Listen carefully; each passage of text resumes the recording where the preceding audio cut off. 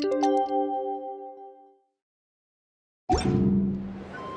about time we headed over to the Curatorium of Secrets. We have something super important to discuss. You remember, right?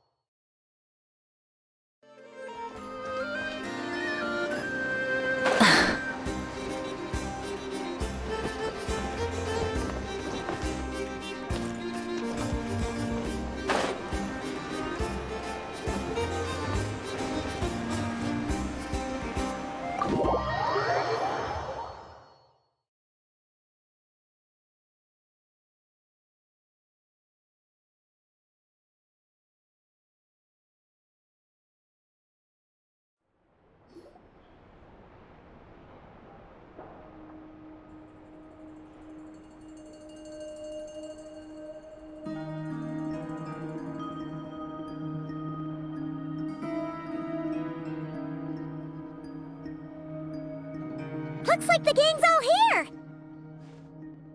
Yep, all ready. How about you two? Green and good to go? Paimon's ready! Great, let's get rolling then. Great. Well, first things first. Wait. Someone's here. We heard your footsteps. Although... You've been here for a while now. I take it you followed the Traveler, but I don't sense any ill intent in you. Come on.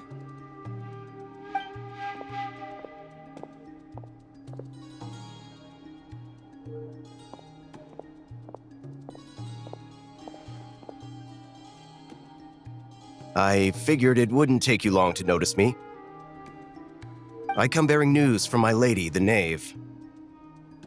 Dottore went through the motions of returning to Snezhnaya, but it was obviously a facade. However, he has not returned to the Kuvaki Experimental Design Bureau, nor has he made an appearance in Nasha Town. Well, in that case, he'll be in his lab way up north. I always wondered why he applied for his own private pad. He was planning this all along. Tell them that Sandrone and I will go on ahead. If they still intend to pursue this matter, they should meet us at the research center in the northern tip of Nodcry.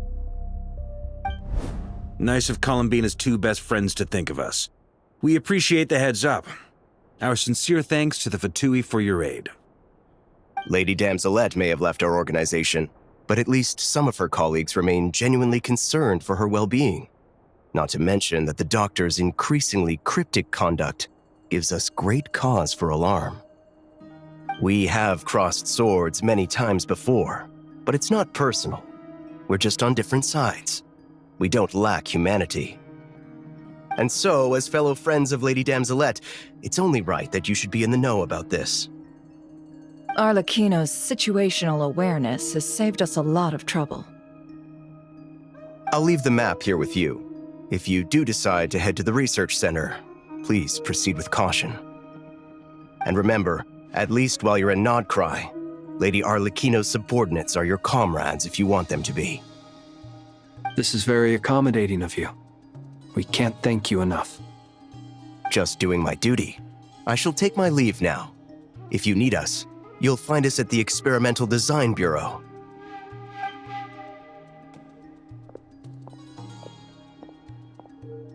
So, the Doctors left the Experimental Design Bureau and headed to some research center up north. Marionette seems to think he's been planning this for a long time. But when did it start? Before he even arrived in Nodcry? It seems his loyalty to the Tsaritsa is lip service at most. Behind the scenes, he may even be working against her. Whatever his motives, we know that he's decisive and incredibly ruthless. Facing him unprepared would be a recipe for disaster. At this stage, it's difficult to predict his next steps. I suggest we split into two groups. We need some people to stay behind and guard Nasha Town. much as I'd love to help, infiltrating research labs isn't really my area of expertise. But at least take Cool Your Jet's Ducky with you. It should be some help during the battle. And as for Miss Sinefa, I suppose you will stay to protect Miss Aino? Detecting operational logic. Protect Aino. Priority. High. Just in case, Servarka, I think it would be best if you stayed behind as well. You can leave the research center to us. I mean, I would have said the Knight of Berea should probably be out on the front line, but okay, fine. Leave Nasha Town to me. Be careful out there, okay? If things get out of hand, fall back right away. Yehodo will be on hand to assist you. In my absence, she can handle any intel gathering work. You got it, boss. You guys make sure to get back here in one piece, all right? We will. Things are moving fast. We'd better head off soon if we hope to keep pace. So, it's infiltrate a secret research facility, or... Yeah, alright. Paimon will help out here instead. Sounds like it's gonna be a pretty intense fight. We all have to bring our A game here. So, anything you need to wrap up before we leave?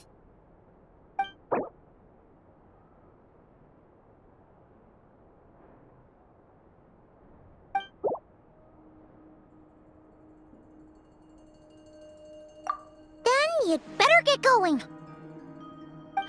Very well.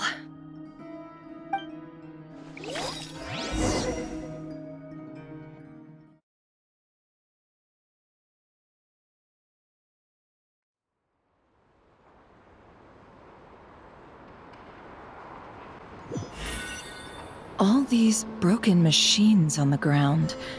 Someone got here before us. Could it be Arlecchino and Sandrone?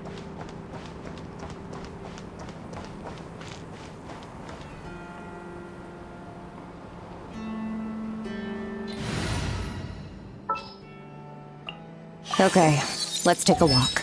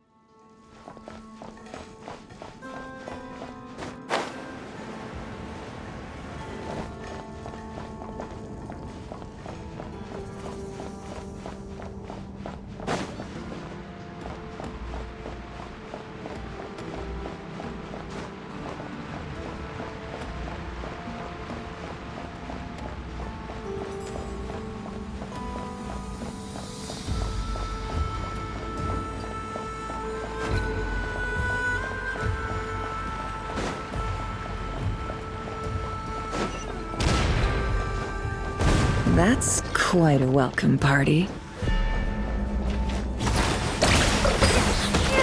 It all adds up.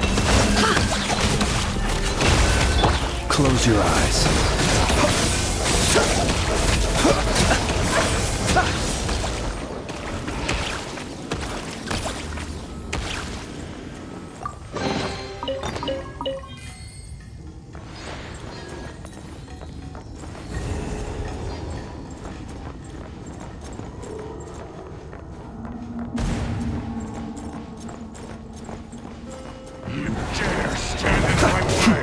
The night cometh. Be silent.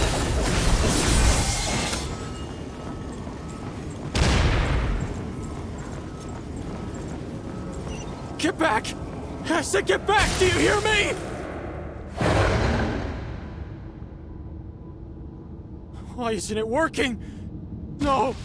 Don't come any closer! Don't!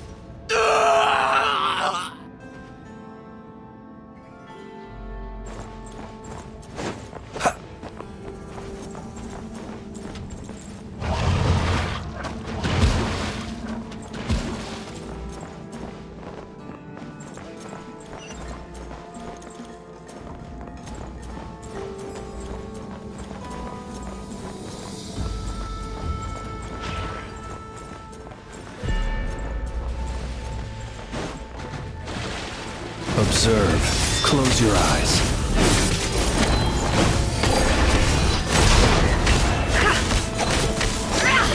With one heart, we pray.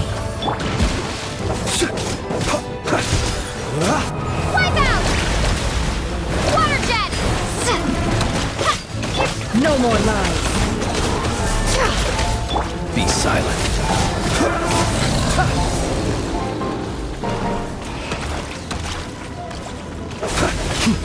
Observe.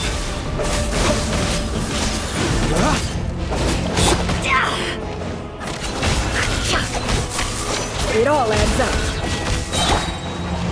Close your eyes. Be You silent. poor soul. May your spirits find peace. Grab that key on the ground. We'll probably need it at some point.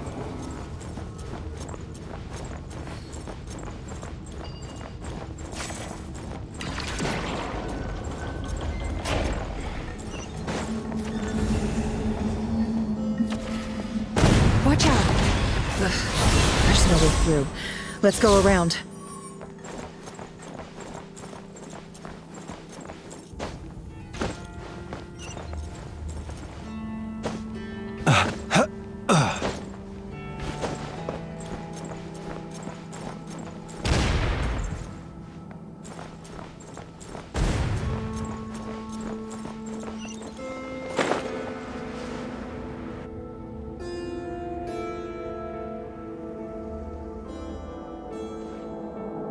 What the? Trespassers? Here? What's wrong with you people? We're looking for the doctor, and we understand he might be here. I see you're fleeing the facility. You looking to settle a score with the doctor? Good luck with that. I don't think you have many chances left. Perhaps. But you might have a chance to live if you start talking. 2 other Harbingers had the same idea as you. They're already inside. But what good is it gonna do? The doctor wouldn't do something like this unprepared. Seems to me that you're not too thrilled about being his subordinate. Also, is it just me, or do I sense monsters nearby? If you'd prefer their company to ours, that can easily be arranged. We need to know what the doctor is up to. Please, if you know anything at all, tell me. This is about more than us versus the doctor. His actions could have consequences for all of Nodcry. And perhaps even your homeland, Snezhnaya.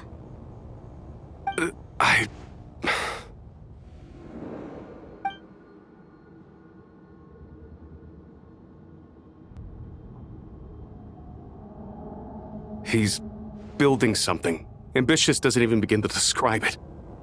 Feels like this could be the big one. God knows how long he's been planning it. A while back, he told us he'd be returning to Snezhnaya. We weren't expecting him back so soon. This time he brought some gemstones with him, or something. 2 of them. The moon marrow spheres. He stole them from their rightful owner, Columbina. Oh, Lady Damselat? Last I heard, she left the Fatui. Before she went, she told us she'd finish what Her Majesty asked of her, and wished to focus on some personal matters. I remember thinking that leaving us might not be the best choice. I mean, I always looked up to the captain the most, and...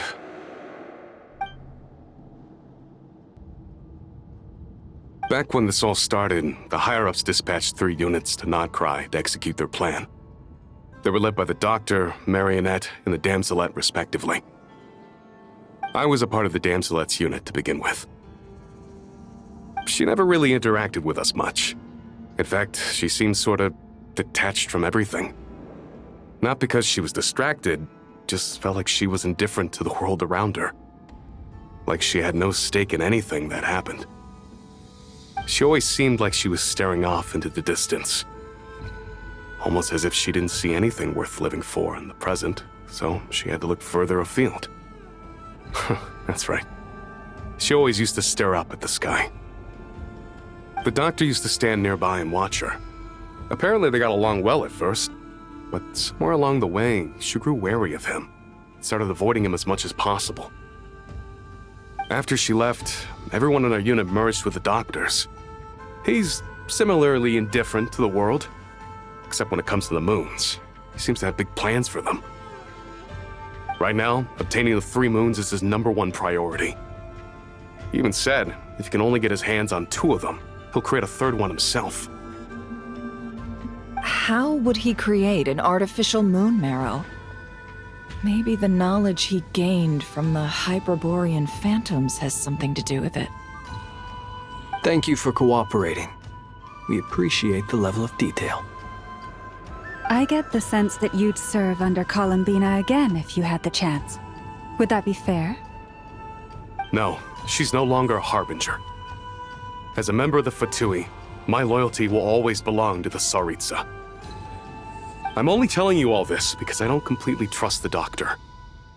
His actions do not align with the goals that first brought us to Nodcry. I understand. We'll do everything within our power to stop him. The Knaves unit is based at the Kuvaki Experimental Design Bureau. Maybe you can seek refuge with them. Well, now we know what's going on here. Artificial moon marrow. He's likely well on the way to completing it. Dottore technological capabilities are far more advanced than I thought. I fear this could get ugly. Everyone, prepare yourselves.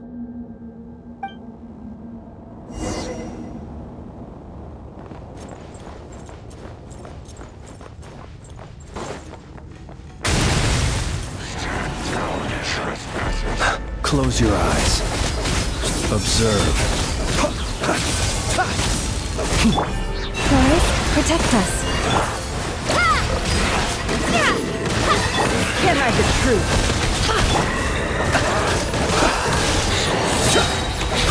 Be silent. Close your eyes.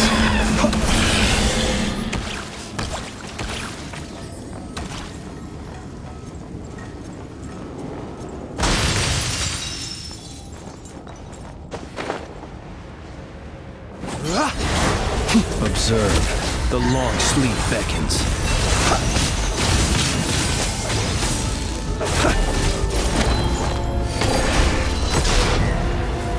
No more lies. Can't hide the truth. For the everlasting forest. The poor lost lamb.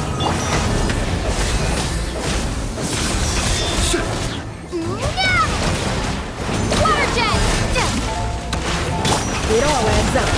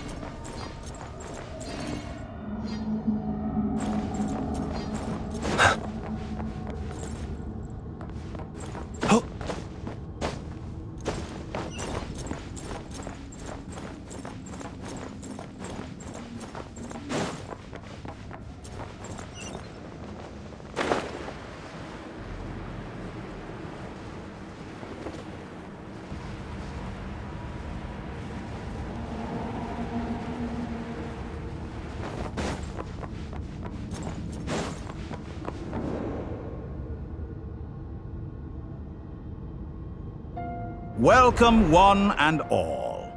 I've been expecting you. I hope my humble research facility is to your liking.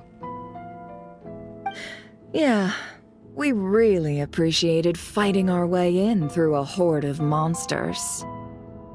The gall. You expect us to believe you've just been patiently waiting for us? Of course I have.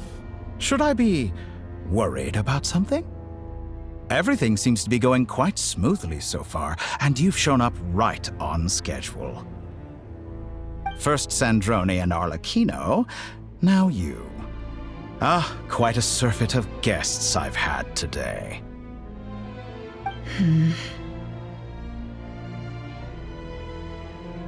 If you were looking for them, I should probably mention that Arlecchino disappeared as soon as she entered the facility.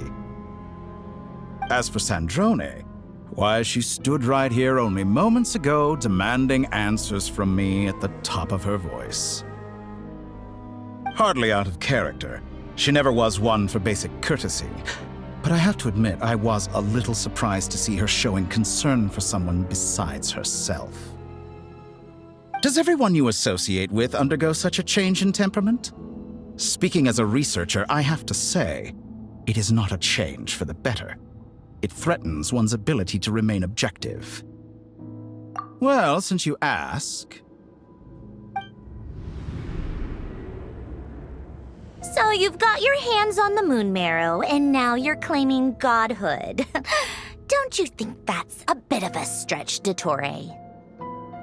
I must protest what you are insinuating with that phrase, claiming godhood. I am not claiming anything. I am stating a fact.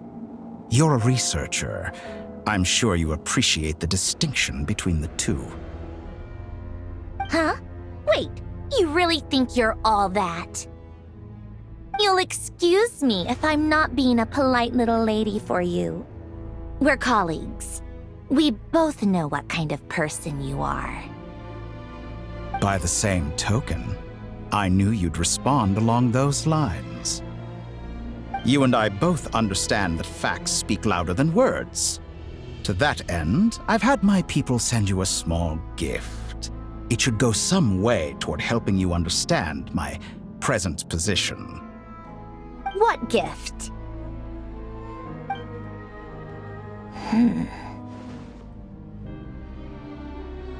Where have all your troops gone?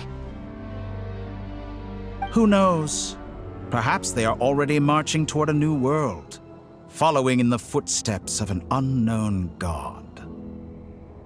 As vulgar and arrogant as you may be, dear Sandrone, I have no intention of taking out my displeasure on your subordinates. They will enjoy equal rights to my own. You sent your people to the Experimental Design Bureau? That's the Tsaritsa's property!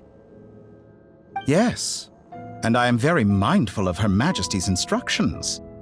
But you know full well that they do not conflict with my present goals.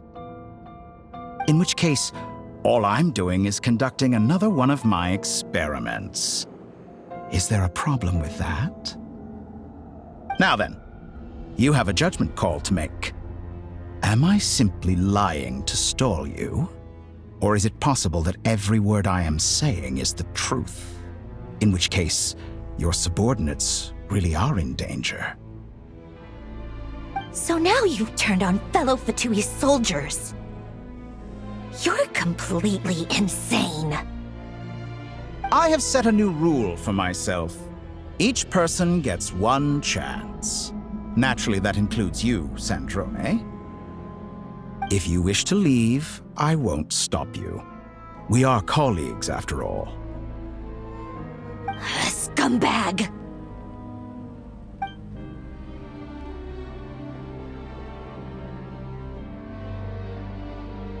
Still, I hadn't counted on Sandrone sparing any thought for the people of this world. Shame. I always found her self-centeredness to be one of her few better qualities. How can she ever hope to achieve greatness when she's so obsessed with protecting her little design bureau? It's more than a little disingenuous to speak of achieving greatness while taking hostages. Or does honor no longer mean anything to you? Honor? I have the marrow of 2 moons in my possession and will soon complete the construction of a 3rd. I will be the god of a new world. And you speak to me of honor? How charmingly naive. Those are sacred relics. You do not deserve them. In my view, many in this world do not deserve to be alive. And yet, I mercifully permit them to go on living, do I not? You'll come to regret your actions. Will I now? Let's see if you can make me.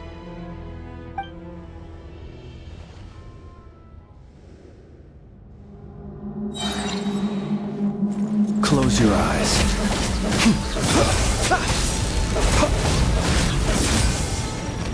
Target acquired. Observe.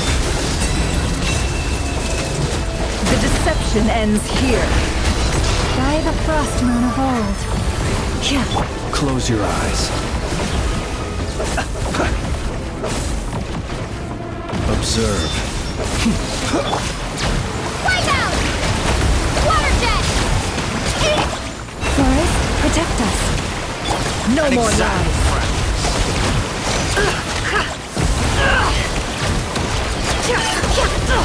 Absurd. Water jet! Leave this place. Arlecchino. Thanks for the assistance. Arlecchino. They see you as an ally. What a farce. You're clearly here to destroy my research, not me. I'd say your research is more valuable than your life. Am I wrong? Like a reflection. Your actions betray your fear of me. Be silent. Forest, protect us. For the everlasting forest.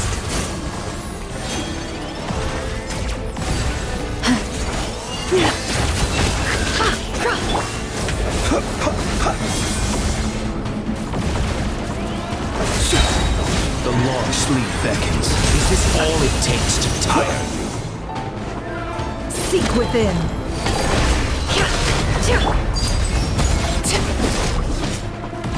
Is that the best you can do? Observe. Be silent.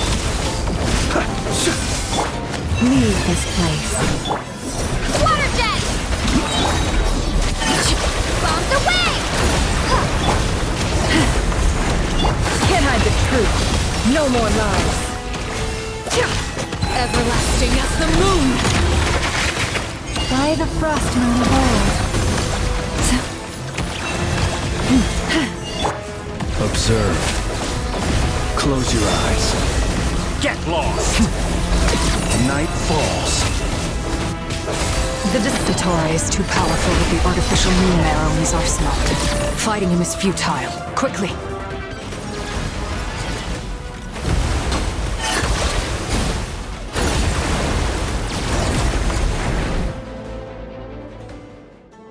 Let's go.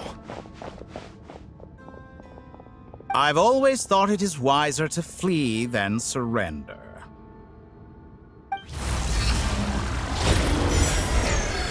Watch out! What the? Forget about me! You should...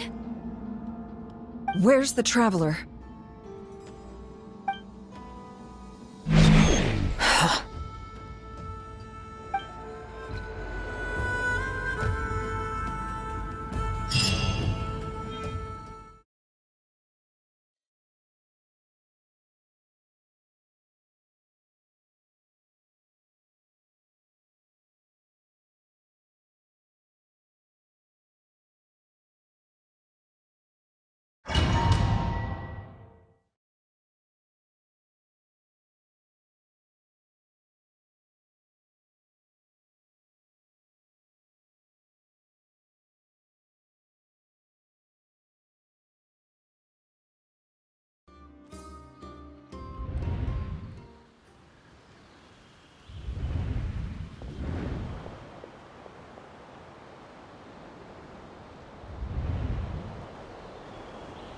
What just happened?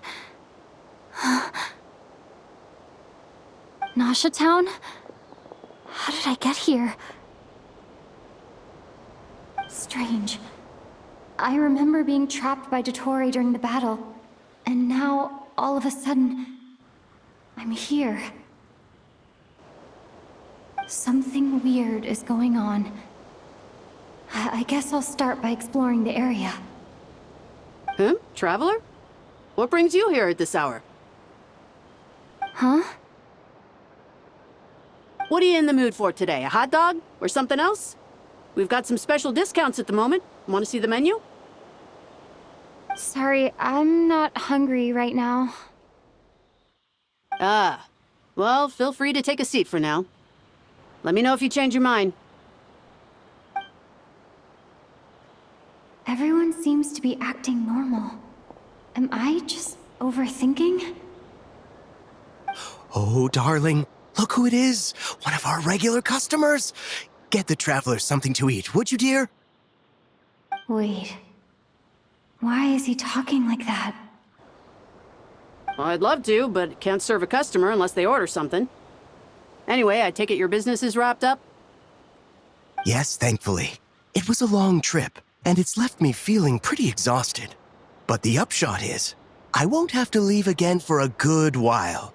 We can have some quality time to ourselves. Wait.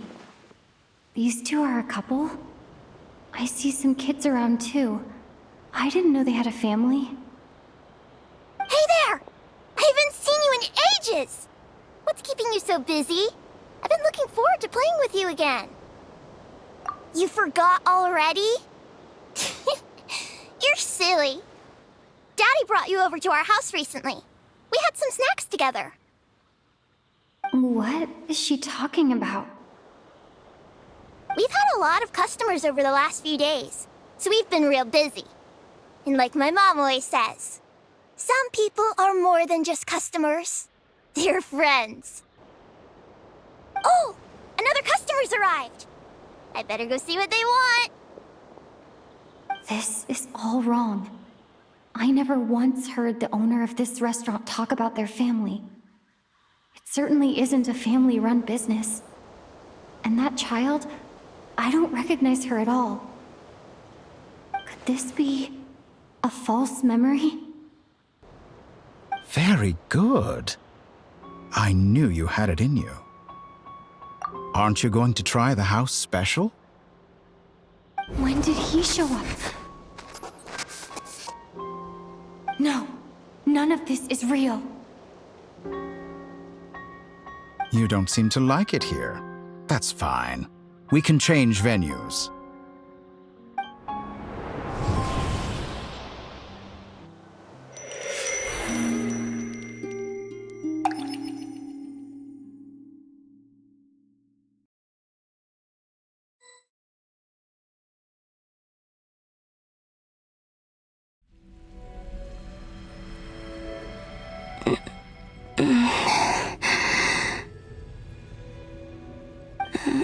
I'm still alive.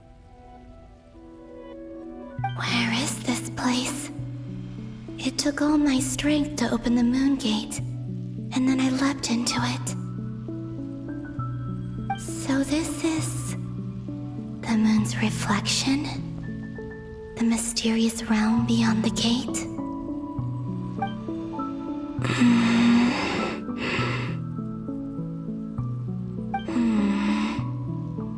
I can't sense anything.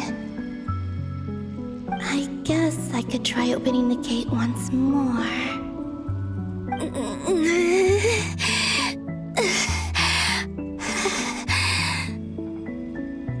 No response.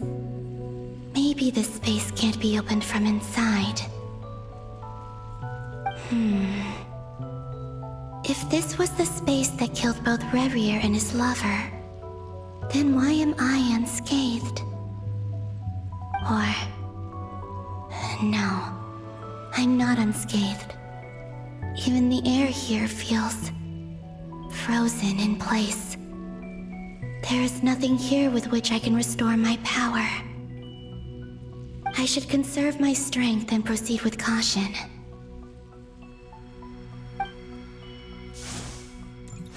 I don't believe Dottore's scheming will stop just because I escaped. If there is any chance that I can get back to the others, any chance at all, I must return.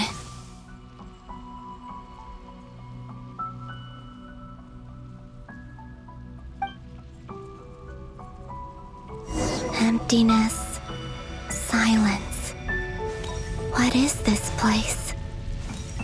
Or maybe the real question is, what is it for? What's this? Looks like it responds to my power. Golden. Like Kuvaki. Is it some sort of guide? And why does it feel so familiar? I might as well follow it.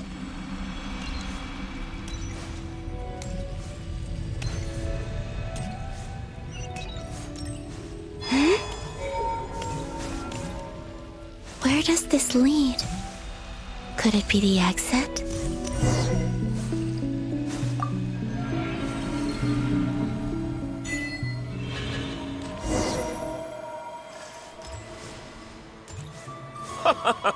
Welcome home, Moon Goddess. Is this Nasha Town? But isn't Moon Prayer Night over already?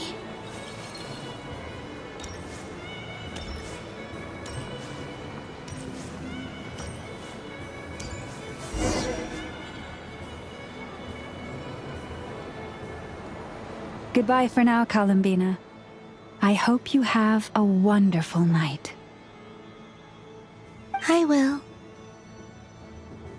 Lama, everyone else, and me? Are these my memories?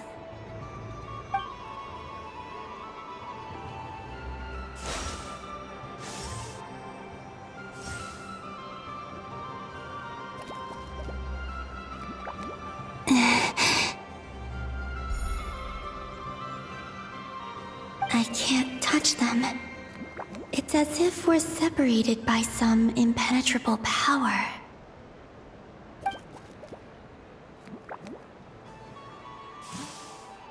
Over here! Over here!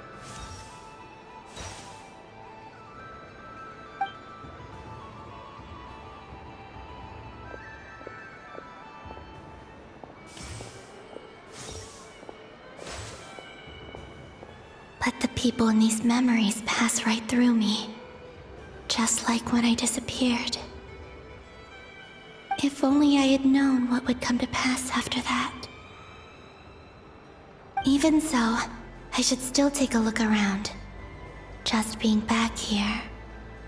It gives me the strength to keep going.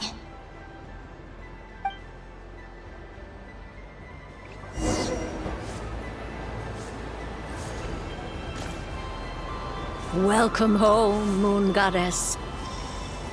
Oh, you're the genuine article. Alice was right. This Moon Prayer Night was worth watching after all. Oh, yes. That was the fortune-telling stall run by Barbaloth from the Hexen Circle.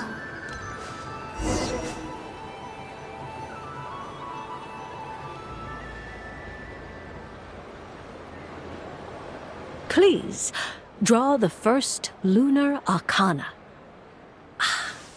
This represents destiny and is the foundation for the divination as a whole.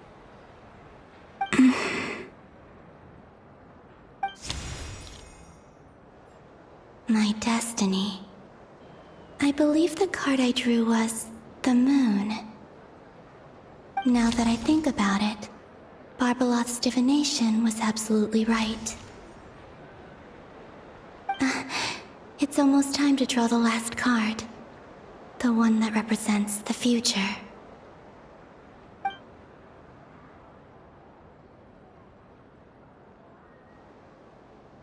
That was the card that popped out on its own. From here, I think.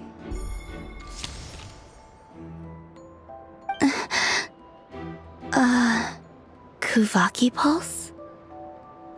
What? Fascinating. I've never encountered this before in my role as a diviner.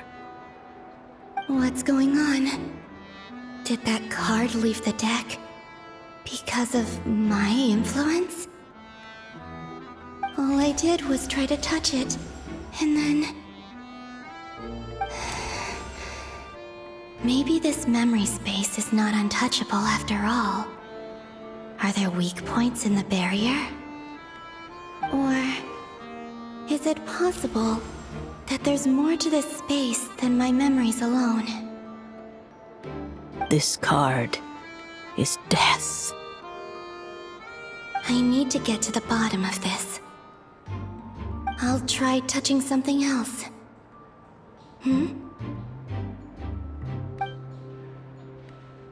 Is this the wind? No, it's gravity. It's pulling me outwards. No, Traveler!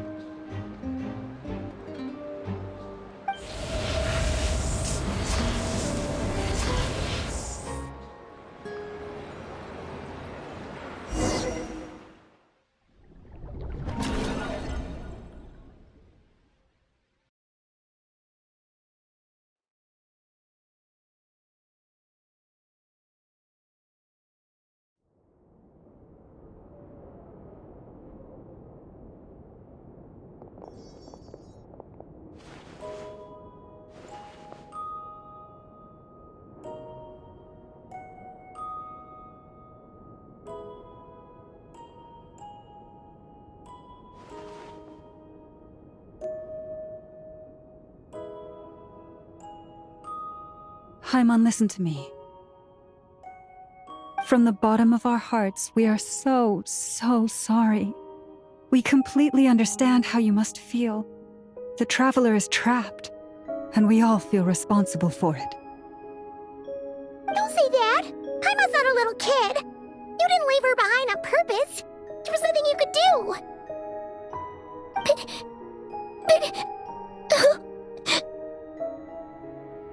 She's all alone in there! What if something happens to her? What are we gonna do then? We've barely spent any time apart since we met. Is she gonna die? We must find a way to rescue her. We were all involved in the operation where she was captured, and we do not abandon our comrades.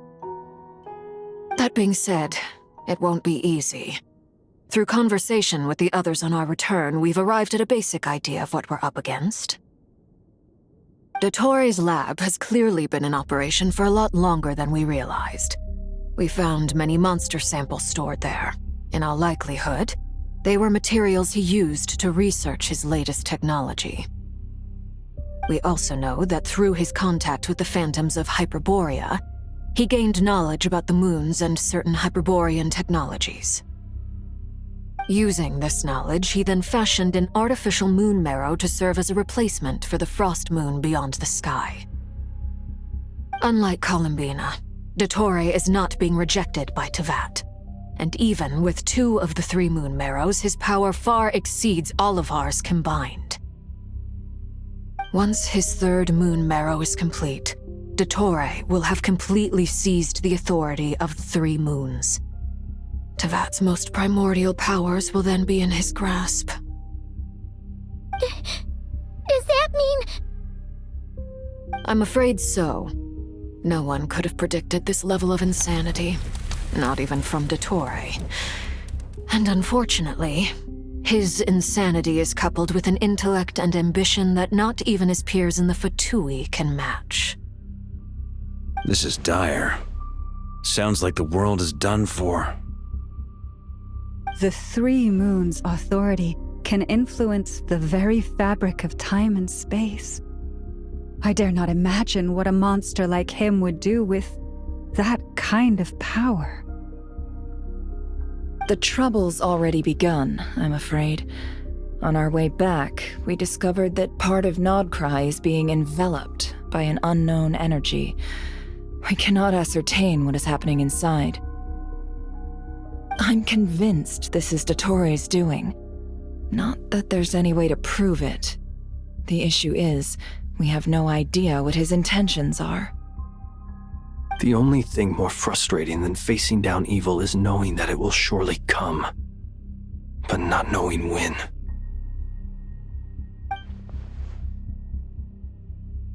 The doctor is guilty of numerous crimes at Mondstadt as well. One of our knights, well, former knights, his father was murdered by Dottore. His ideology and methodology are a danger to everything in his path, from individuals to entire nations. He does not feel guilt, even when he acts against his own people. He doesn't see them as his own people, that's why. People like him see everyone else as beneath them. Right. He views other people only in terms of how they can benefit him. That's the basis of all his social connections. Granted, he's hardly the only harbinger to pursue their own interests. We all do. And Her Majesty is gracious enough to permit it. Still, her mercy has its limits. Dottore's actions have gone beyond even what the Fatui could have imagined. Usurping divine authority to become a god. For a servant of the Tsaritsa, that goes beyond being disloyal. It's treason of the highest order. We can't expect him to heed the Tsaritsa's will once he gains the Three Moons' authority. Even we Harbingers consider him the most self-interested among us. Poor Traveler. Of all the people to get caught by... We have to go save her! Right now! Please! We gotta find a way! Paimon, I promise you, we are with you all the way. I get how you feel. I do. But it's gonna take more than strong emotions to take down an enemy like Dottore. What we need now is more information. Right. We can't even guarantee he's still at his research center.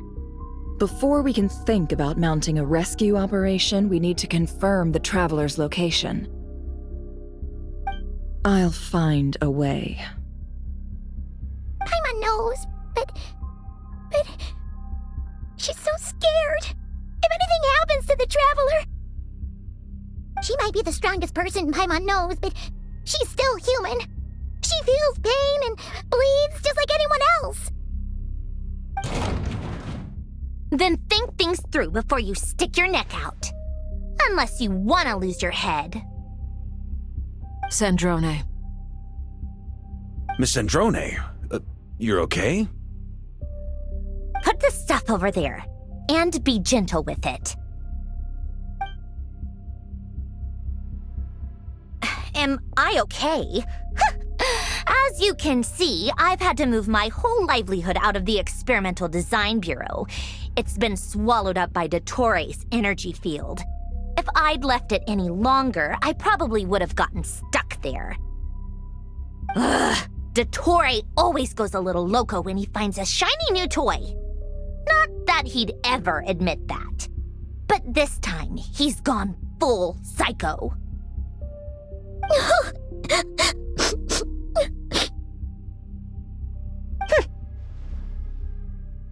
Just go ahead and cry already.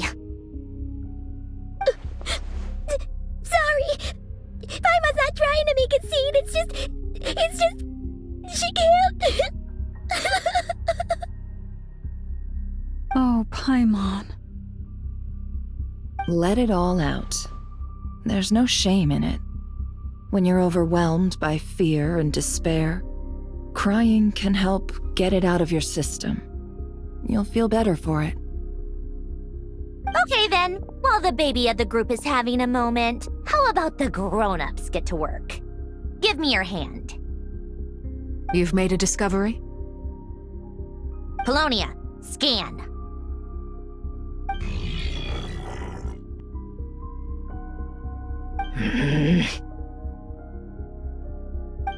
You, hand, now. Oh, I thought you'd never ask, my lady.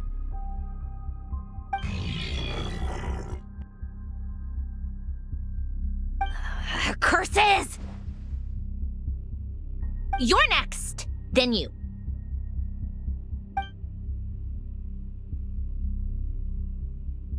Dottore, you son of a... He's done something to us! Everyone who entered his research center has been implanted with some sort of curse. I don't feel anything unusual at the moment. Does that mean it hasn't activated yet? Is there a way to figure out its purpose and what might trigger it? My best guess is Dottore created it using the Moon Goddess's powers. 1 second, analyzing. Ugh! That friggin' maniac! So, what twisted game is he playing this time? The moment I analyzed the energy composition, some encrypted text appeared in my mind's eye. And when I deciphered it according to the Fatui standard encryption protocol, I got the following message. Feel free to run, or you will perish in Nodcry. He's mocking us. Yep, he loves to toy with people. Only in this case, there might be more to it. But I didn't detect any murderous intent or malice either in the message or the curse's energy. As if this is him at his least malicious. Or perhaps all people are cowards in his eyes. Maybe he thinks the threat alone will be effective. What a despicable person. And he has the Traveler in his grasp. If I may, as unhinged as Dottore may be, he has always exercised great patience with the objects of his interest. I remember a comment he made when we first arrived in Nodcry. He said, "This world is, on the whole, an exceedingly dull place. But at least there are a few intriguing features, such as the gods, or the Traveler." Presumably, they interest him because they're unknown quantities. He wants to understand as much as he can about them. Agreed. The Traveler is Tevat's fourth descender. All Harbingers are aware of this. Since Dottore took such pains to capture the Traveler, he is unlikely to kill her right away. Okay, but we still have to do that rescue operation. Of course. I also think we need to read between the lines with Dottore's message. If he's encouraging us to run, that means we mustn't leave Nodcry under any circumstances. My guess is, his curse will only trigger if we leave.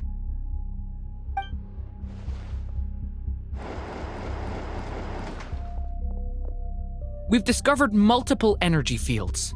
Albedo is still attempting to analyze their structure. He told me to report back first.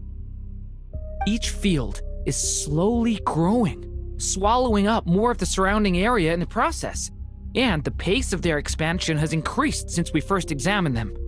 He's probably trying to swallow Nodcry whole. His nefarious ambition knows no bounds. If this continues, the whole of Tevat will be in trouble, not just Nodcry. The loss of Columbina could not have come at a worse time. Do we think she's truly gone for good? She entered the space beyond the Moon Gate, knowing what became of Rerir and Thalindus. I'm sorry, but I fear the odds aren't good. Don't be ridiculous. If I know her, she's busy finding a way back as we speak just so she can annoy me. She isn't dead. Whatever has become of her, the fact remains that we are two comrades short on the eve of a decisive battle. We need to find out the Traveler's location, but there is also other work to be done. Agreed. Whatever Dottore's planning, we have to get the local populace somewhere safe. So, as well as a rescue mission, we have to organize a mass evacuation at the same time. It would be best if someone could approach leaders of neighboring nations and negotiate emergency asylum for Nodcry's inhabitants. Can anyone handle that? Snezhnaya is one option. I'll see what I can do. This would be so much easier if the Traveler was here. No! Stop thinking like that, Paimon. Paimon will join you. She's pretty well connected thanks to the Traveler. Maybe it'll come in handy. Either way, that's what the Traveler would do if she was here.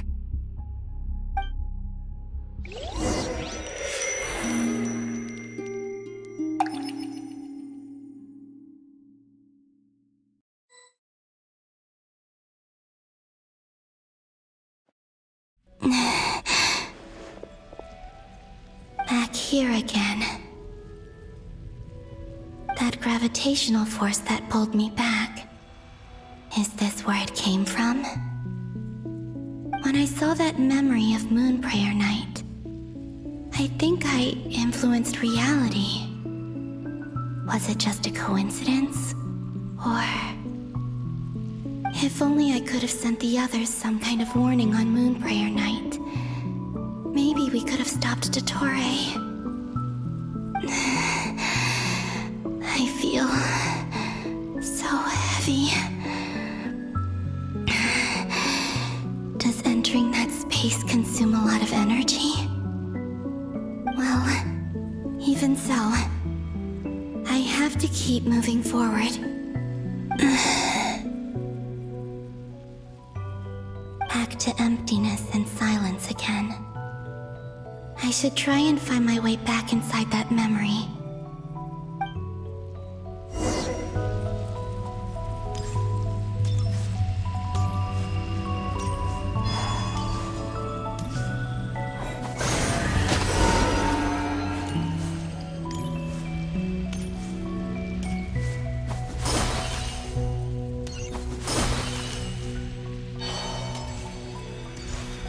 Entrance from last time isn't showing up. What am I missing? Looks like I need to gather these scattered fragments.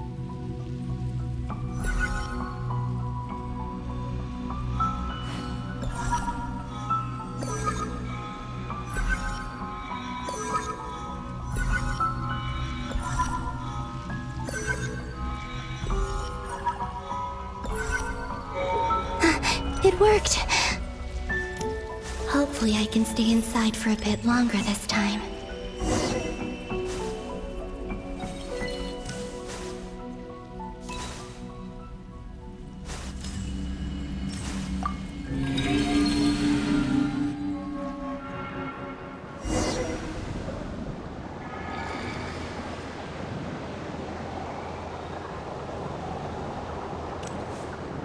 Ad Astra Abyssosk. Welcome to the Adventurers Guild. What? This doesn't look like Moon Prayer Night.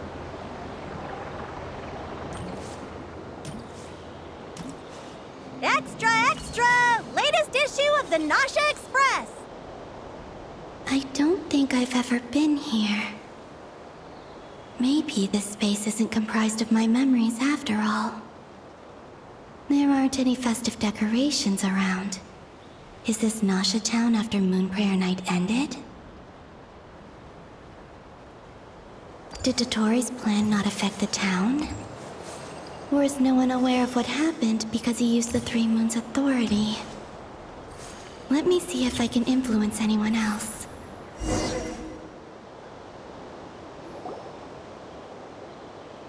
So, what do we do next? Wait, that voice. Paimon? The most important thing right now is to find that mage. Lauma, the Traveler, and Mr. Varga are here too. I'd better go pay the Fatui a visit. Traveler!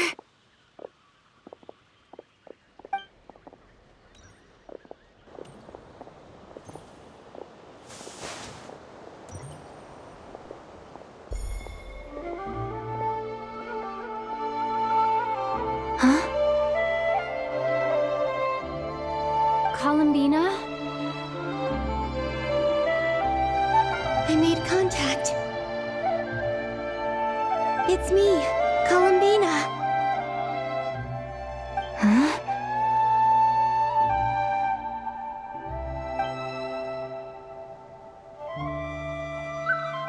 Traveler?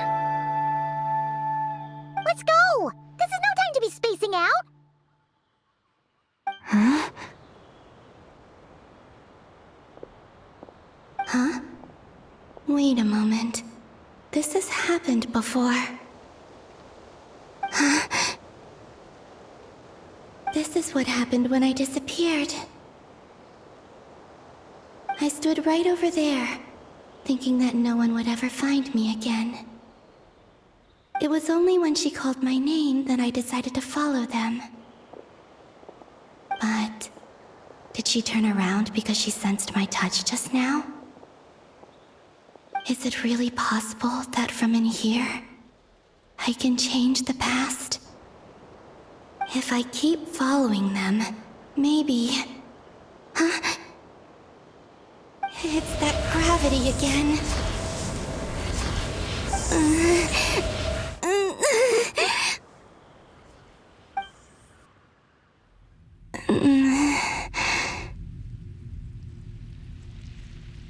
Every time I influence reality within that space, this force intervenes and pulls me back. It's as if it's trying to stop me from leaving.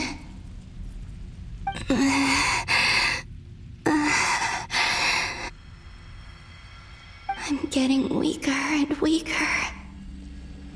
I'll just have to try another approach next time. Come on, Columbina. Keep going. You have to tell everyone what happened.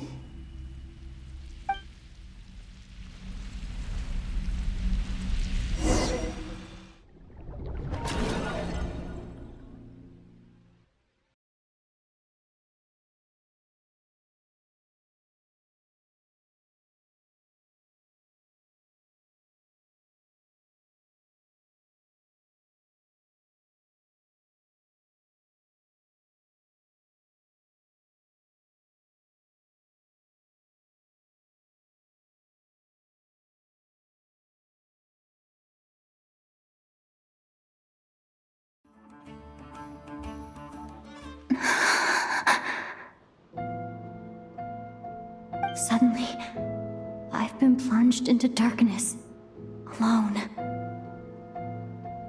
It feels strange, as if something has grabbed hold of me. Is Dottore now powerful enough to interfere with space itself? Look at you, standing so still in total silence. I almost didn't recognize you. Hello there, traveler. He seems to be in a good mood. Wait, what's that behind him? Ah, so you noticed. This is the completed Trilune. 2 primordial moon marrows and 1 artificial specimen. You are wary of it. Good. Maintain that reverence. You performed well in that recent battle. Brave and reckless as always. Courage is the sign of a true hero, and impulsiveness is the hallmark of those who strive to advance. I say this not to belittle you. Most creatures are far more timid by comparison. 3 moon marrows. Does that mean the artificial one is now complete too? Well spotted. What do you think?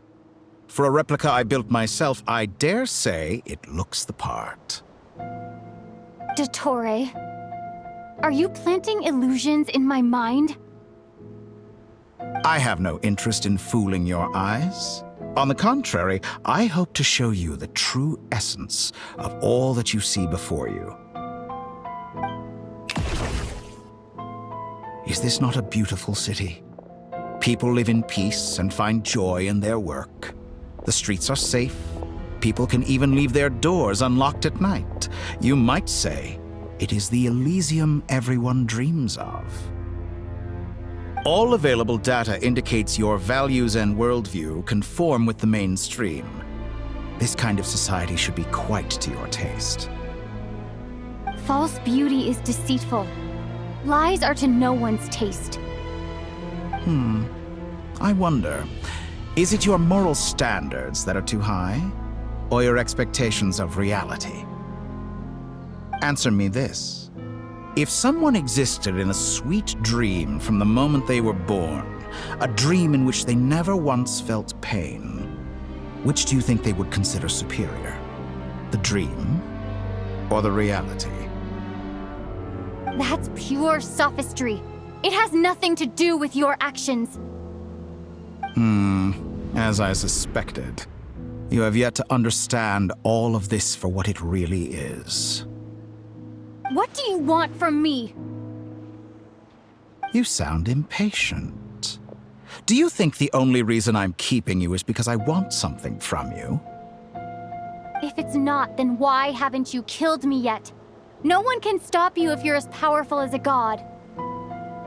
I'm delighted you recognize that fact. I believe we last squared off in Sumeru. Ah, the memories. How time flies. You and I have both grown. I'm not surprised that Arlecchino and Sandrone worked with you. You've always a way of slowly but surely ingratiating yourself with all levels of society. People laud you as a hero, but I suspect there's more to it than that. Oh, but to be clear, I don't say that to flatter you. Do you always give your opponent an appraisal before you deal the final blow? Call it a long-time habit. I'm a researcher, and one of my duties is to give an objective assessment of my subjects. But you misunderstand. We are not opponents. Not at this moment. I just want to talk. Think back to Tartaglia, Arlecchino, Capitano, Colombina, and now even Sandrone.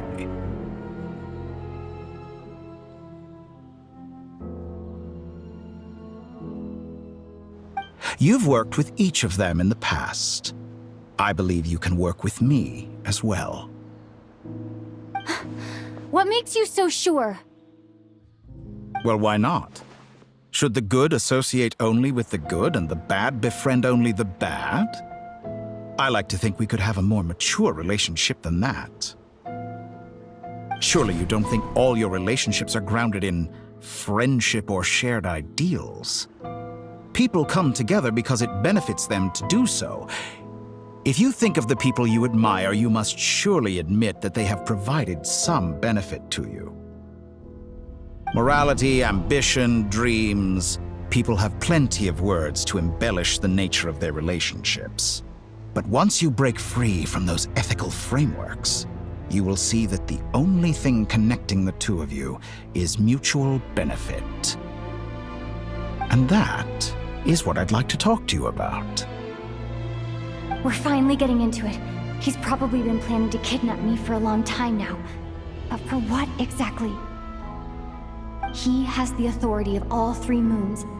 I won't be able to gain the upper hand in a fight. Best if I pretend that I'm willing to negotiate for now. You say you're a god, but you also speak of mutual benefit. What could a god want that the three moons cannot provide? Excellent question. But before I answer, I would ask you the same thing. Gaining Colombina's allegiance was a rare and extraordinary feat. But the Moon Marrows are now in my hands, and I have the edge over her. For this artificial moon is not being rejected by Teyvat.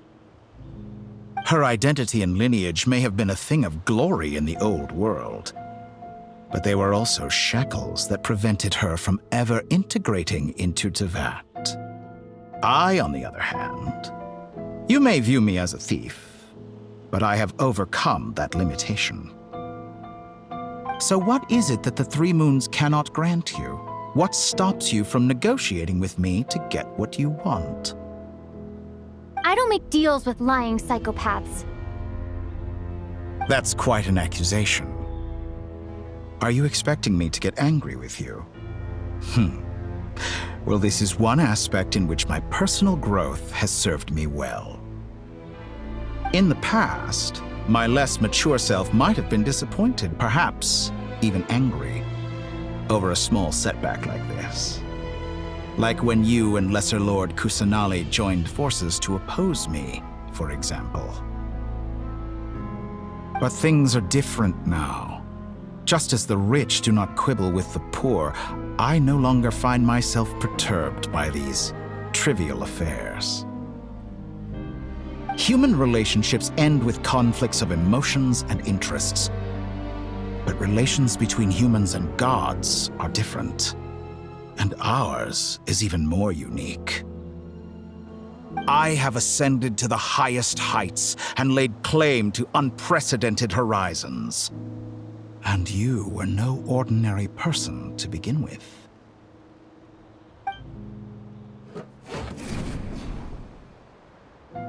Allow me to show you the world, Descender.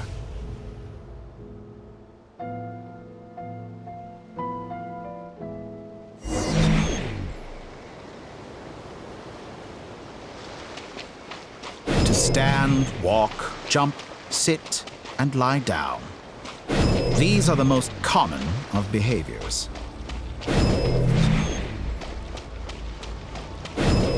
Have you ever wondered why we were born following such laws? Who stipulated that we could not fly instead of walk?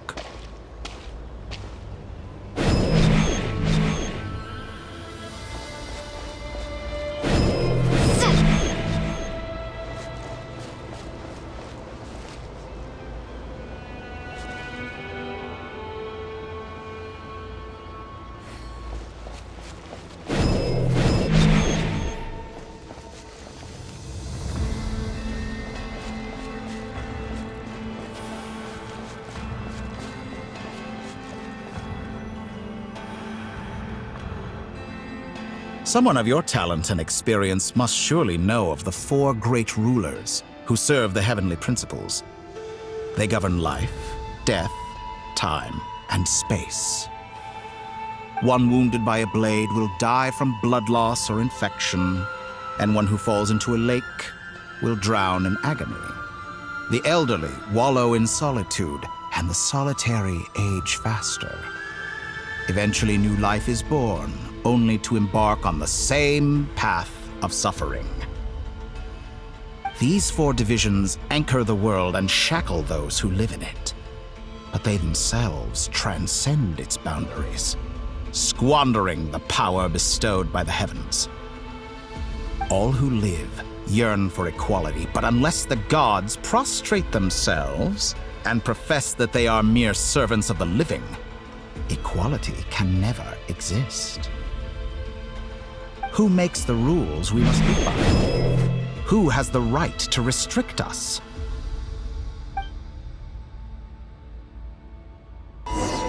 The limits of the body can be rejected.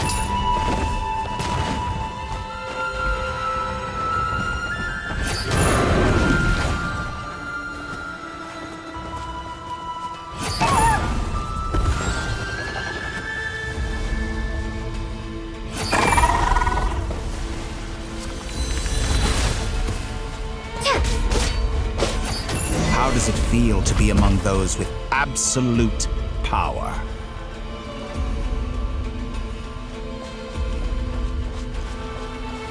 You cannot conceive the extent to which your flesh hinders your mind and spirit.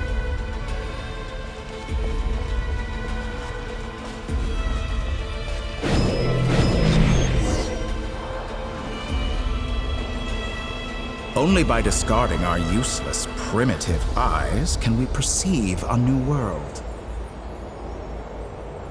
How narrow-minded we all were in the past. Why should the final answer of the world not be the power that predates those of life, death, time, and space? The power of the Trilune. Through it, I have glimpsed new experimental possibilities. Nature suppressed, authority exiled, souls controlled.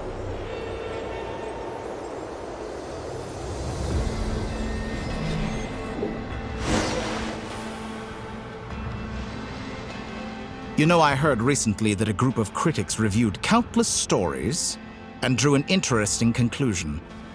They found that it is more often than not the villains who strive tirelessly to push the boundaries of progress. In fact, Long before this, someone voiced a similar idea in an academia editorial. I felt a great affinity with this perspective. I have never been afraid to step up and play the role of the villain. Fanatics are trampled down for their transgressions, and those who transcend are rebuked for their audacity. And so, the majority of creatures are too timid to follow my lead. But all sacrifices made during my experiments have been worthwhile, as you can now see. I can offer you something new, something unique, precisely because I am a villain. Think about it. We are eternally bound through mutual interest. Can you truly say you would never turn to malice if it could give you the life you dream of? After all, what value do perfection and purity really have? They are fragile and feeble things, utterly tedious. I say, better to be governed by a flawed humanity than a gnosis. The true seeker of knowledge is the villain who undergoes countless tribulations in pursuit of their goal. I'm sure many people have told you that you're different. Because I'm a descender? Exactly. Very clever. But what has that got to do with you? I do not conceal my wicked deeds, my selfish desires, or my greed. A true researcher must act as I do if they are to understand and speak of the truth. And yet, a knowledge seeker like myself will inevitably grow tired of studying Teyvat beyond a point. You have traveled to all corners of the world and met many people. Along the way, there have been moments when you were misunderstood or even became a wanted criminal. And all the while, you have spent your days doing some of the most mundane jobs in the world. You fight and toil, claim minuscule rewards from my friend Pantalone, then you fight some more, winning some battles and losing others as your search goes on. And this cycle continues, with no end in sight.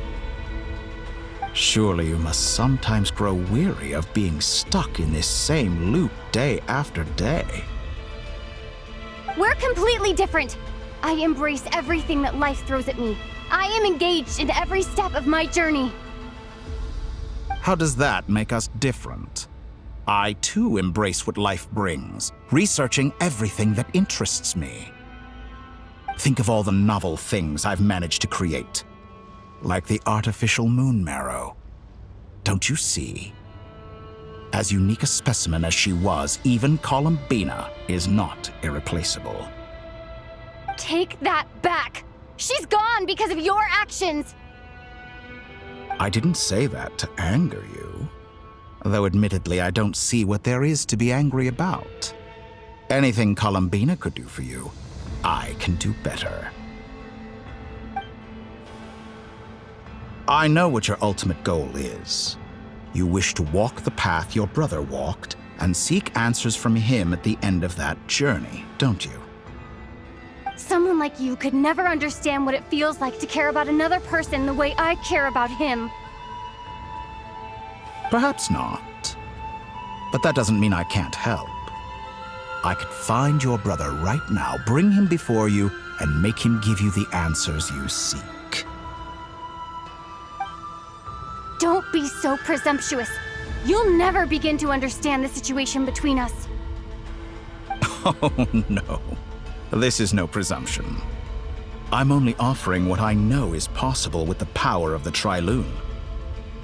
But it seems like you would sooner continue with your journey through this world. Why? Do you truly desire this journey? Or is it simply a necessary process from which you cannot escape? Think of all the time and energy you have spent, everything you've had to endure just to make it this far. Is this really what you want? Or has your hand been forced by the promise of that final answer? Yes, you have made many friends. But do they ever spare a thought for the void in your heart and what it yearns for? What you want is not friends. It is family. But do they know this? I, on the other hand, am far more considerate.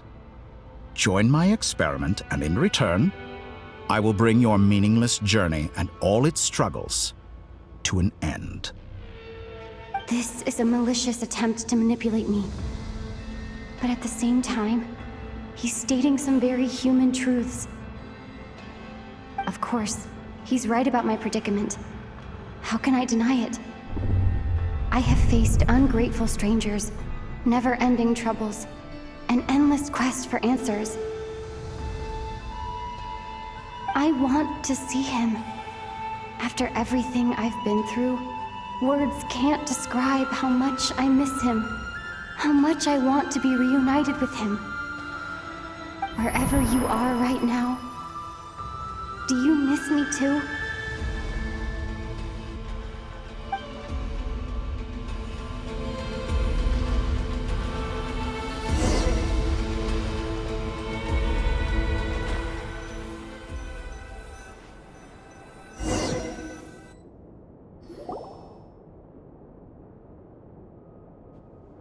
All right, everyone.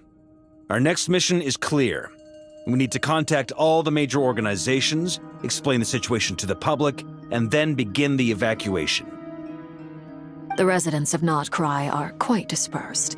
The two most populated areas are the Southern Isles and Pyramida. Miss Lauma, I will leave Hisi Island and Nasha Town in your hands.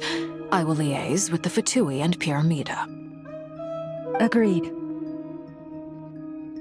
We will reach out to Natlan and Snezhnaya.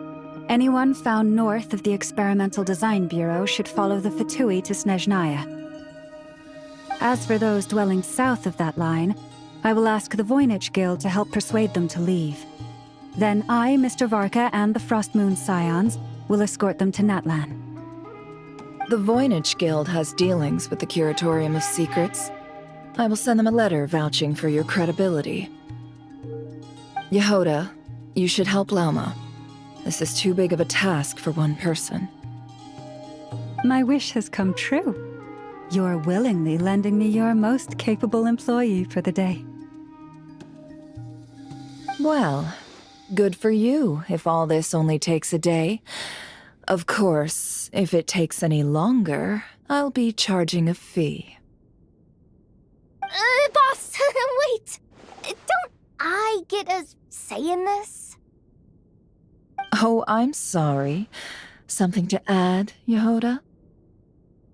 Well, no one's more important to me than you, boss. And remember how Lauma healed your eyes after that big battle? I think that's worth at least 2 or 3 days' work for the Frostmoon Scions. Are you completely incapable of acting in your own self-interest? Or do you simply devalue your own labor? Are you sure you don't want to come with us? Who will see to our other work if we're all busy evacuating residents? Sandrone insists that Columbina is still alive, and we have a traveler to rescue. There's much to be done. But boss, I'm just worried that... Well, Nefer, I'll link up with you once my tasks are complete. What makes you think I'd need you to do that? I'll need it. And considering the way you approach certain matters, I think you'll be better off with me present. That's quite enough. Just focus on your work first. I bet we're in for an uphill battle here. But we can help out too. Inefa and I are gonna help Nasha Town's residents carry their stuff. Loading schedule. Store essential local research data and technology samples, then escort the people to Natlan. Understood. I will execute this to the best of my abilities. Great stuff. Thank you, ladies. I've contacted the Lightkeepers. A colleague of mine will join us shortly. I will persuade them to conduct a thorough search of the region to ensure that no civilians get left behind.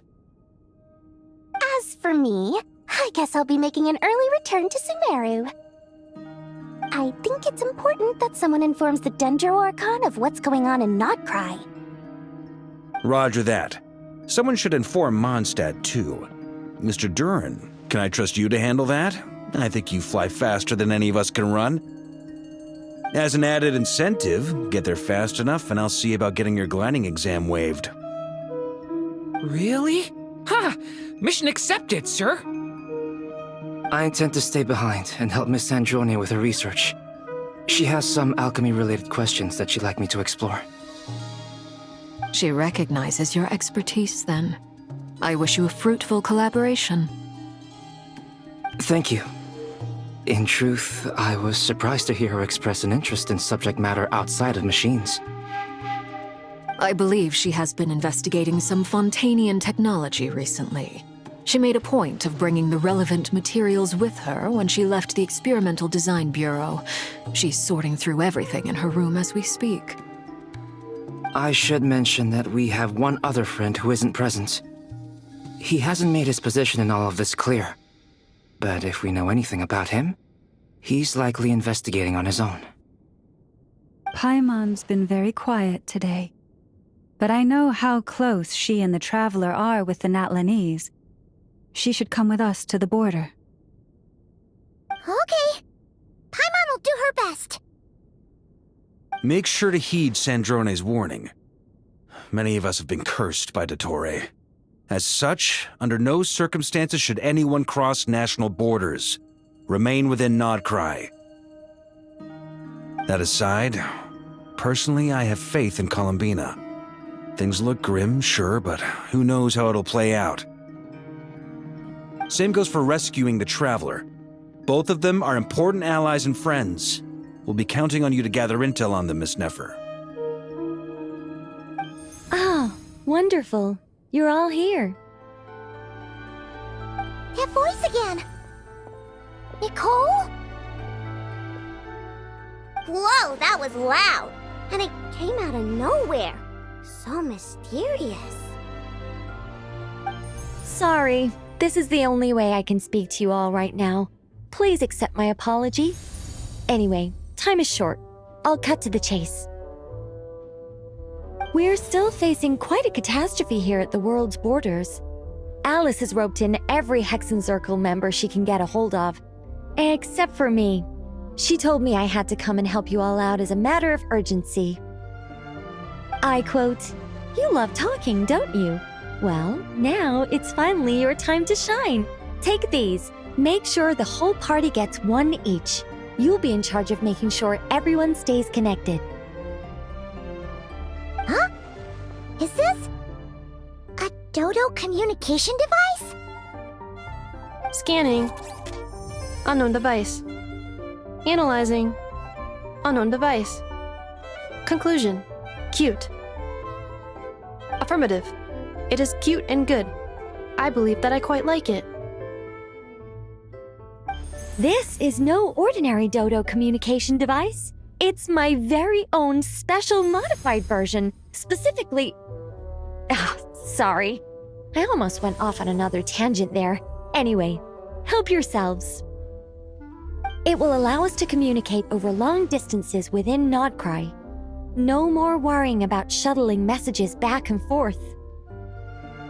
What astounding technology. Am I right in assuming that it relies on your personal abilities to function, Miss Nicole? Yes, exactly. Right on cue, Albedo. I'd love to brag to you all about how it all works. But no, next time. Anyway, I'll be right with you all, serving as a communication hub. That's all from me. Head off as soon as you're ready. I'll be staying here to keep watch, and I'll be sending you my blessings.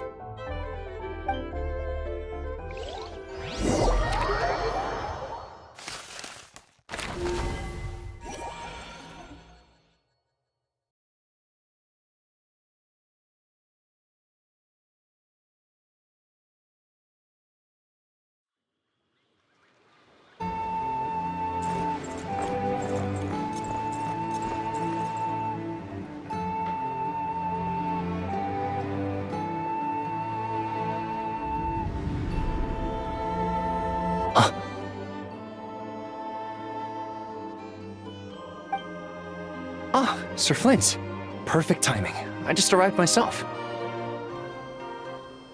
You are most considerate, Master Eilua. But in fact, I know you have been sitting here for quite some time. If you saw me, why didn't you say something? I was curious to see how long you could sit still for. Also, shouldn't you have managed to sense me approaching? That would be a first. You always seem to appear out of thin air without making a peep. Also, how many times do I have to tell you not to address me as master? I don't qualify. I beg to differ. Why should a young man so well versed in social graces as yourself not be worthy of that title? Please, Lord Flint's... Sir Flint's.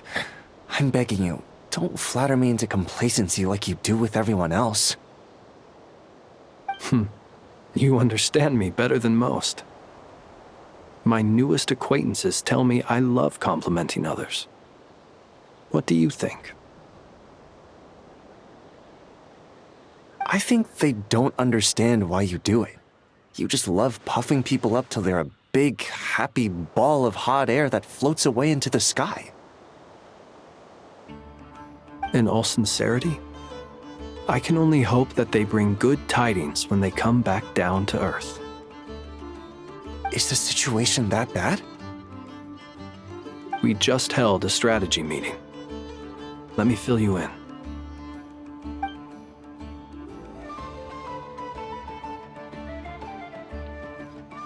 In short, we need everyone gone from Pyramida.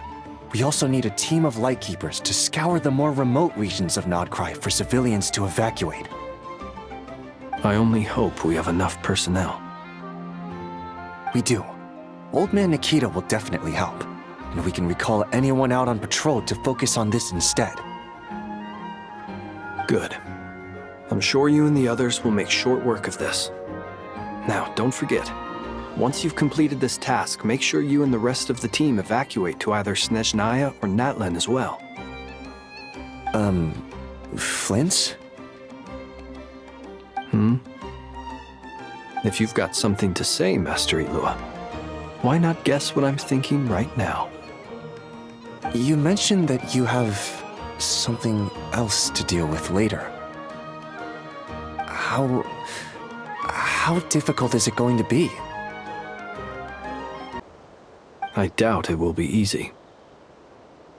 I know you're a Lightkeeper, and it's your duty to protect others in times of crisis. But I have a feeling that you'll be walking into grave danger.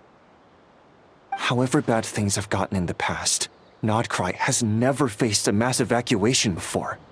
But from the sounds of it, you don't intend to come with us. I don't mean to pry, and it's probably none of my business. But whatever it is you're intending, you don't have to go through with it, you know. I've been afflicted with some sort of curse, and I'm told it may well trigger if I set foot outside of Nodcry.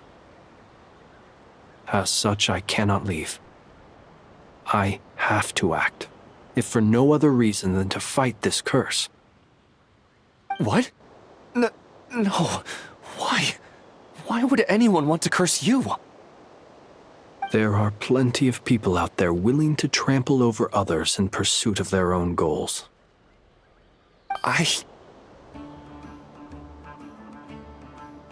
Frankly, Sir Flint, I am furious.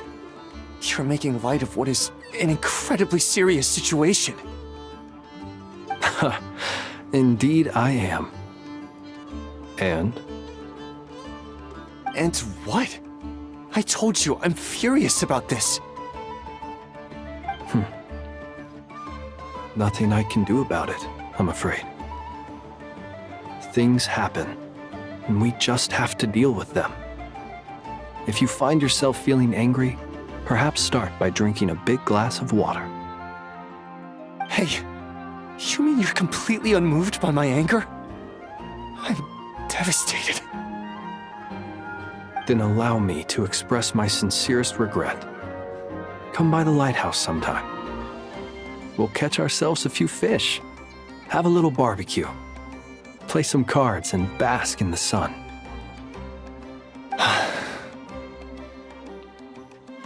Maybe I need to spell this out. Lean in a little, Flint. Oh my. This doesn't bode well.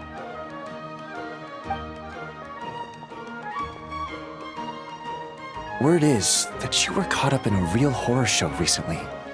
People were amazed that you returned safe and sound. They've been debating whether you're even human. I've returned safe and sound from plenty of crises. When you say people, do you mean other people? Or do you just mean you? Fine. I'll be frank. You're not human, are you? Heavens. Now that's a horrifying thought. You know what? Forget it. We'll revisit this once it's all over. A sound plan. Albeit a little ominous sounding. Just promise me you'll come back in one piece, all right? For you, Master Illua. How could I refuse? Also, please pass my regards on to our colleagues. Tell them, thank you all for your assistance. Please put safety first as you proceed with the operation.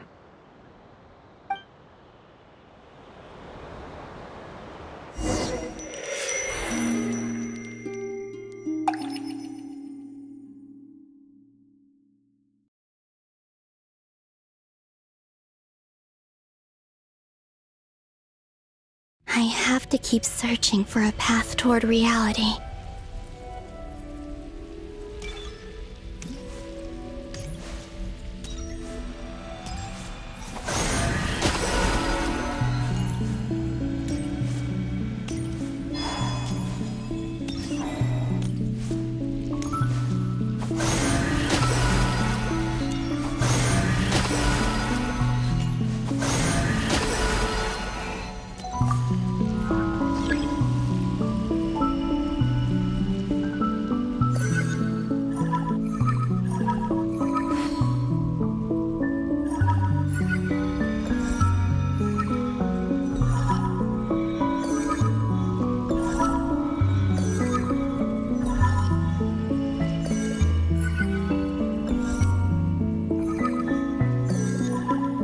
This should do it.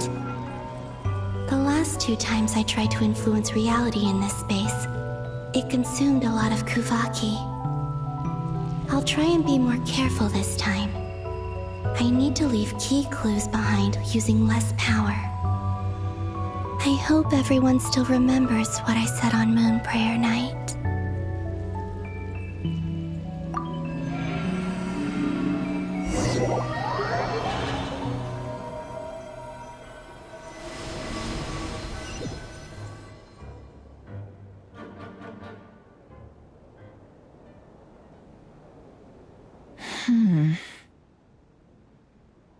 Nothing here either.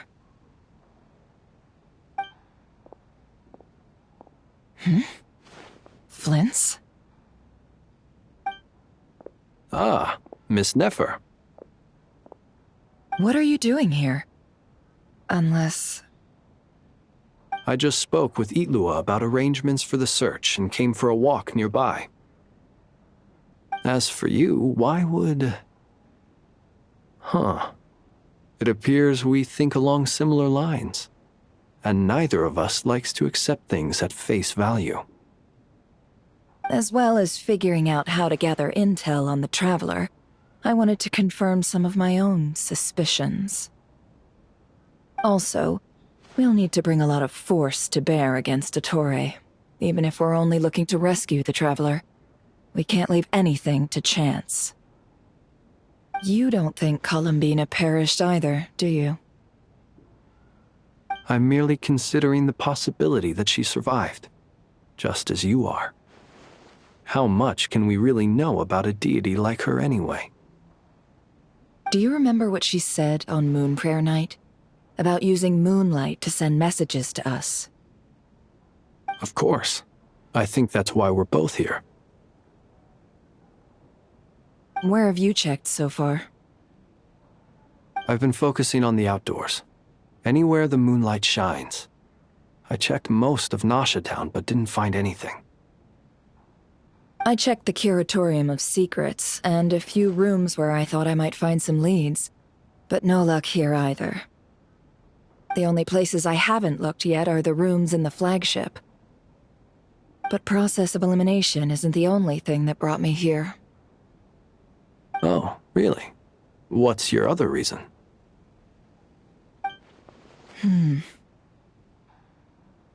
After all that build-up, our mystery ally never showed up even once!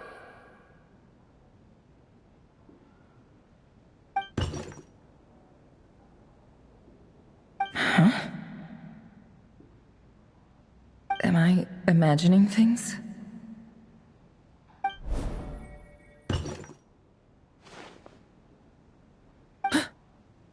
Come on, let's see what's going on.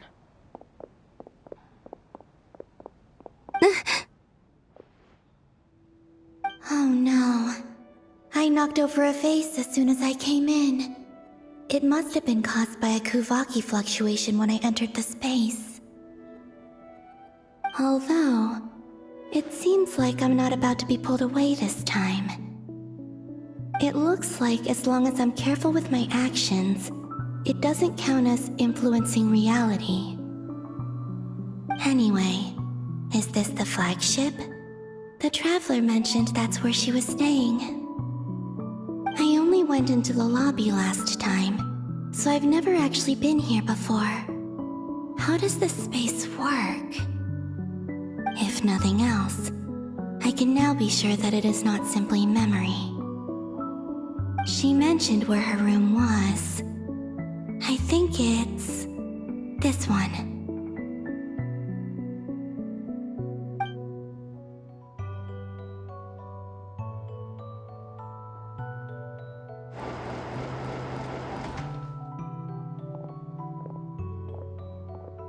The door is closed.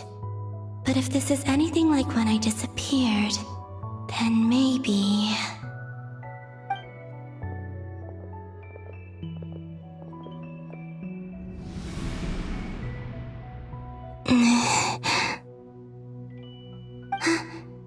I'm in. She and Paimon aren't here at the moment. I hope she's okay. I wonder what happened to her after that battle with Dottore.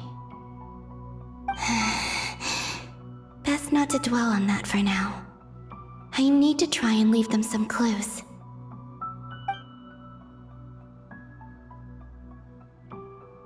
Please, Traveler. I really hope you find this.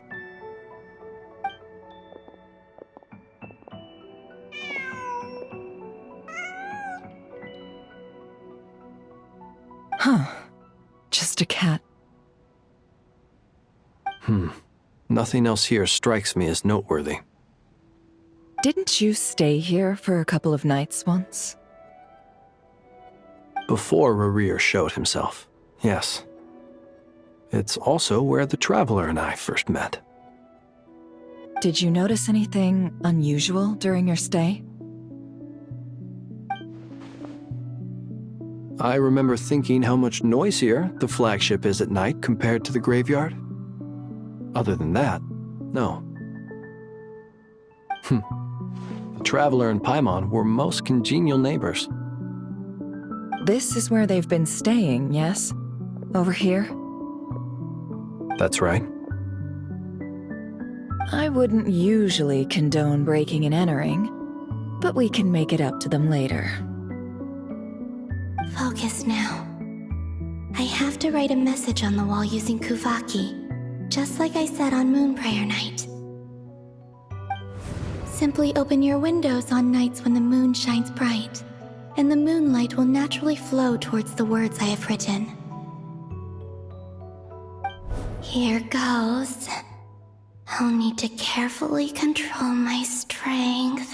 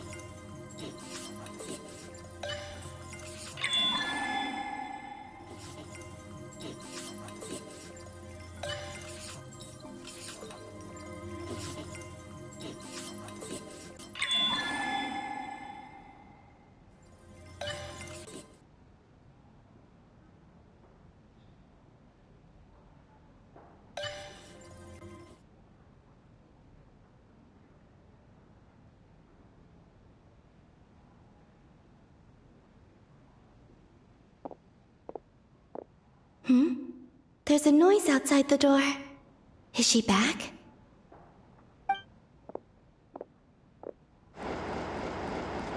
Please, you have to see these words.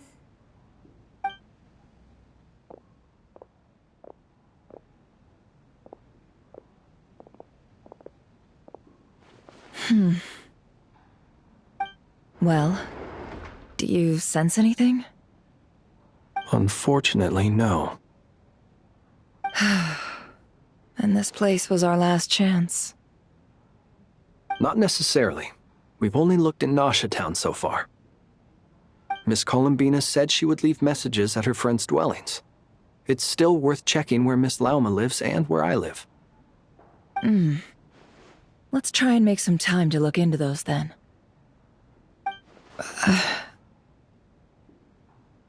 Wait.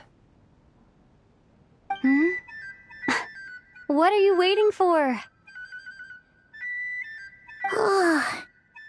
Paimon might have overeaten slightly. What's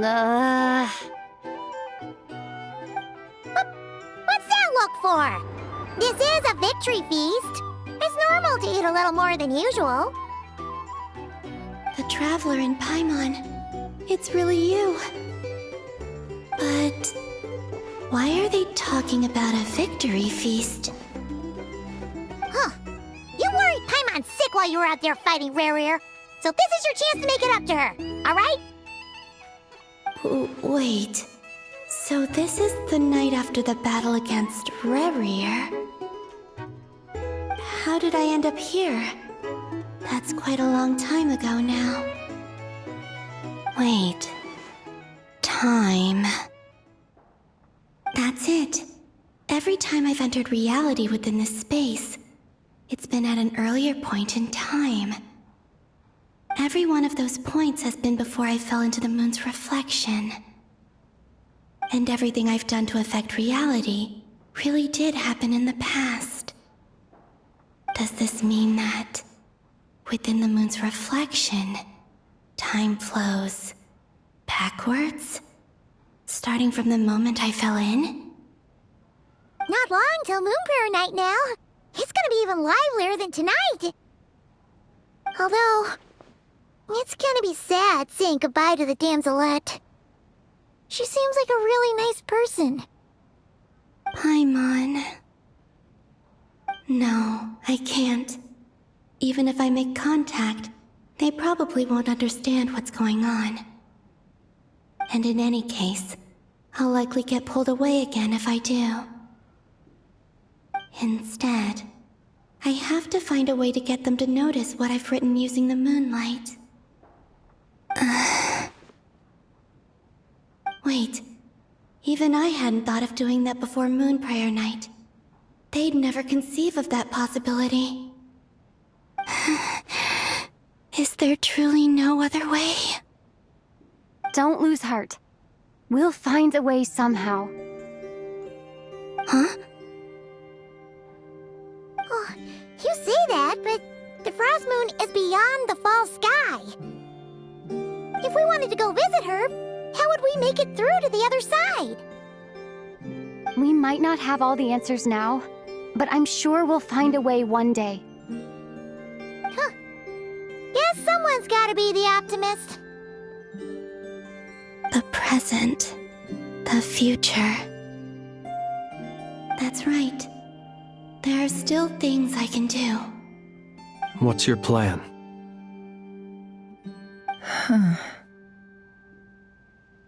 Flins, when you were staying next door, did you ever open the window? No. The rooms here are dark and damp. And there's such a buildup of dust on the windows that the moonlight can't even get in. I didn't think it was worth the trouble. The moonlight. I think I see where you're going. One moment. I'll see if the owner is available. Don't bother. Time is of the essence.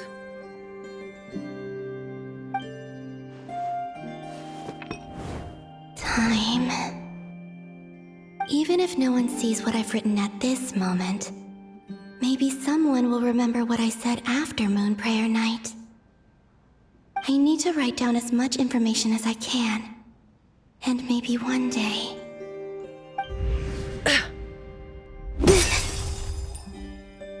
Huh? What's up with you? You can't even hold your cup steady. Are you getting tired? A little. Well, you should probably hit the hay then. You've had a really tough couple of days for you.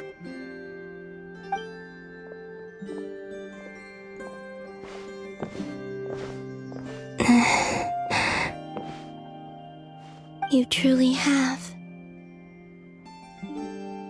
You helped defeat Rerir, helped me reclaim my name, and you helped the others organize Moon Prayer Night.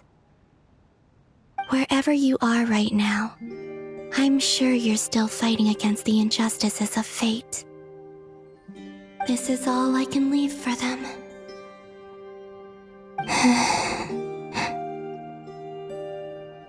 How I wish I could stay here.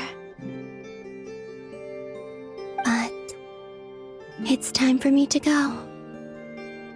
I hope to see you again in the next time. And if the opportunity presents itself. I will surely return to your side. Huh. Columbina. She's alive. Not only that, but she's left us an entire wall's worth of clues. She even wrote down what would happen on Moon Prayer Night. It's just a shame we found it too late. I am here. Time in this place flows backwards. I am constantly moving forward. It sounds like she's found a way to influence the past using Kuvaki. But her future is our past. So, these words have been here ever since we defeated the Reihir of Solnari. We just never discovered them. Which came first, the chicken or the egg? Do you ever mull over questions like that? Only when I'm in a good mood and at leisure. Well, I never do. Everything that has happened already belongs to the realm of fact. As a business person, and especially an intel broker, what I do is extrapolate from those facts to try and read the future. An admirable philosophy. It's a means of survival. Let's go. We have a wall's worth of clues to share with the others.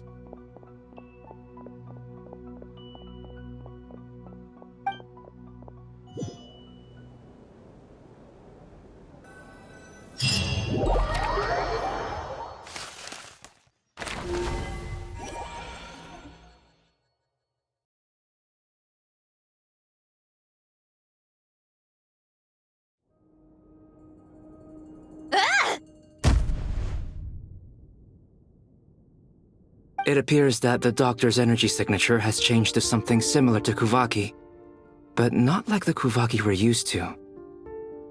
Nodcry's Kuvaki devices will only have a limited effect on it. I can see why you've chosen to place your hopes in alchemy instead. Also, I must say these books are rather profound. My subordinates just shipped them in from Fontaine. Some of them are from the Narcissenkreuz Ordo. Some are incident reports from Petrichor, and then there's a few test reports for these junk machines.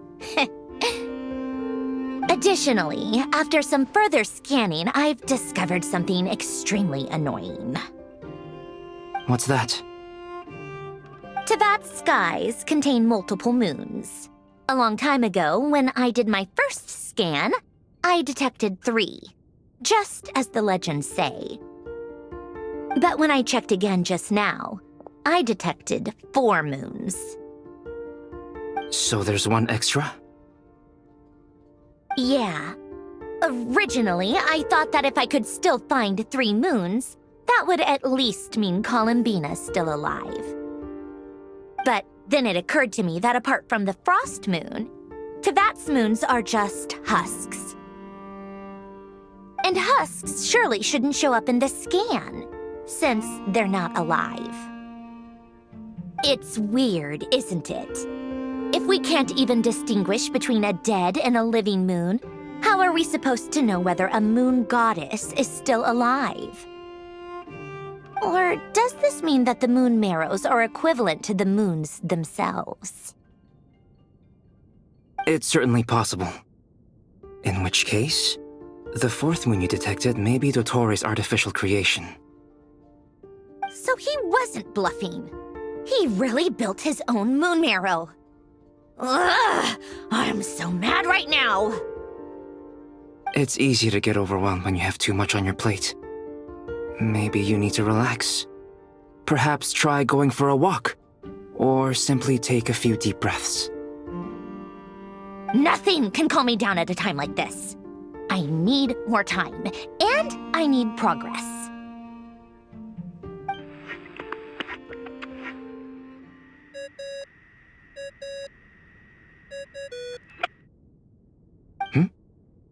It's Mr. Flynn's. I really hate that ringing tone. Ugh. First the 4 orthants of the Narcissenkreuz, then moon marrows. Now what? Oh, sorry if we're disturbing you. Might I ask what's troubling you? What do you want? We're busy. Are you still at the Curatorium of Secrets? Yeah. Look, everyone else is still out, so there's no hurry. Plus, I'm busy, so I would appreciate if you gave me some space. Even though we have crucial intel to share? Fine, I'm listening. Do you intend to share it via the Dodo communication device? Ordinarily, I would, but this is a unique situation. I think it's best that we discuss it in person. See you at the Curatorium.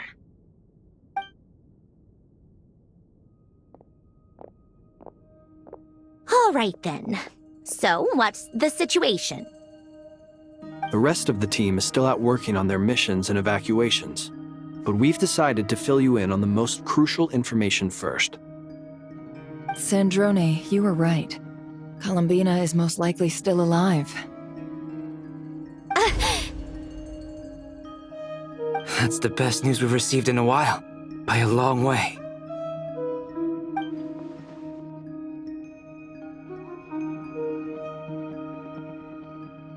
Random locations. Appearing in reverse order? Are you serious? So not dying isn't enough for the moon goddess, huh? She has to show off too. Anyway, does this mean we can deduce her condition from the moon marrows? Miss Sandrone, there's nothing wrong with simply admitting that you're happy to hear the good news. I'm not. And she's the least of our problems. We're facing a huge crisis. If she can't control the flow of time in there, she's just gonna keep moving backwards. Different points in time won't intersect, and she'll never find a way out. Let's say life begins with a drop of water. When did time begin? The moment this planet came into being? No, that's not right. Her final destination would be the moment at which the space she is in was created. But it doesn't seem like we can influence that space from the outside world. So how can we help her? Also, if she's alive, Rerir and Thelindis might be too. But as far as we know, neither of them have come back out. That space may not have an exit at all. I'm afraid I must concur with Miss Nefer in this. Can't exactly argue with that. Let's leave it there for now. I've taken notes on everything you said. Will it help with your research? I doubt it's gonna help with breaking Dottore's energy fields. But who knows when it might come in handy. Better to have it all written down than try to remember everything when I need it. All right, I need to get back to my research. Mr. Albedo has made a lot of suggestions that will require my undivided attention. Sure, I'll stay here. I have things to work on.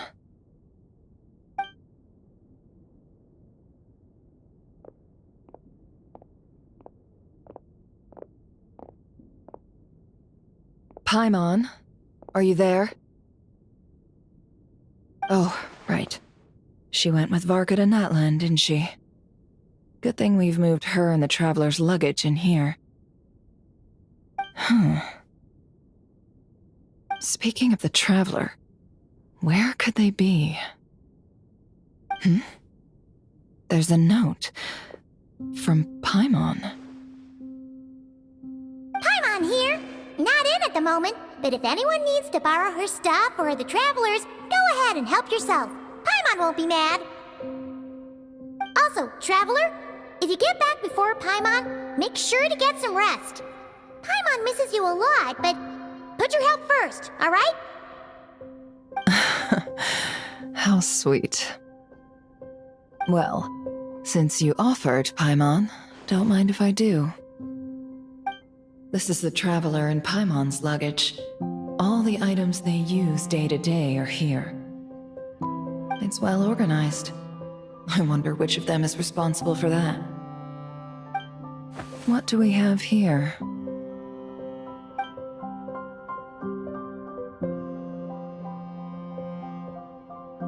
The camera captured a special moment that can only occur between people who are close to one another. You can really sense how the photographer feels about their subject.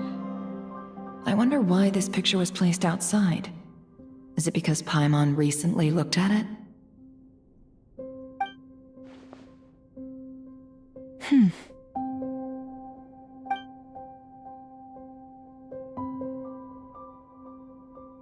This must belong to the Traveler. Perfect. I'll use this. Hang in there. We'll find you.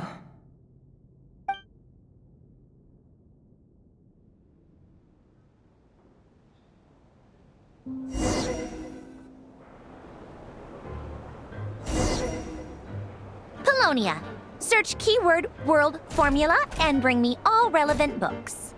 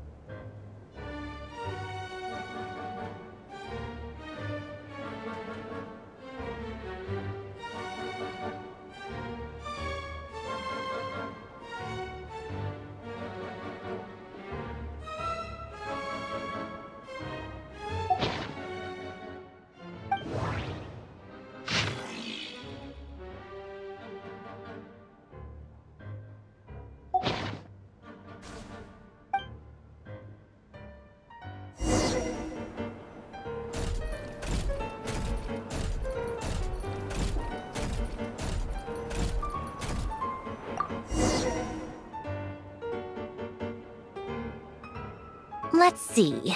This one is on Tonki's sermon dictation concerning the apocalypse. I believe that the correct term for this is Fortuna. This was an ancient Romorian technology, a wisdom unparalleled.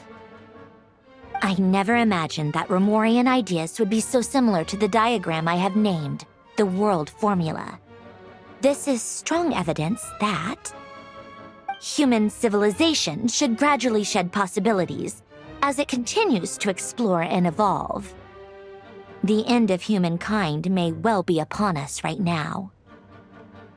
The sparks of civilization shall run out unless we consider introducing variables from outside the system. Variables? Surely that can only mean one thing. Descenders?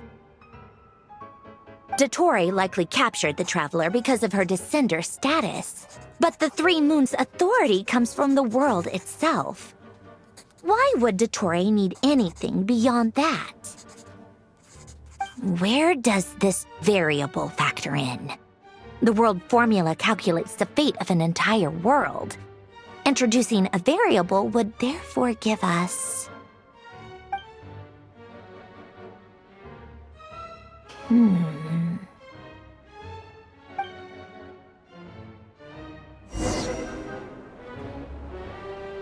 Polonia, search keyword pathway and bring me all relevant books.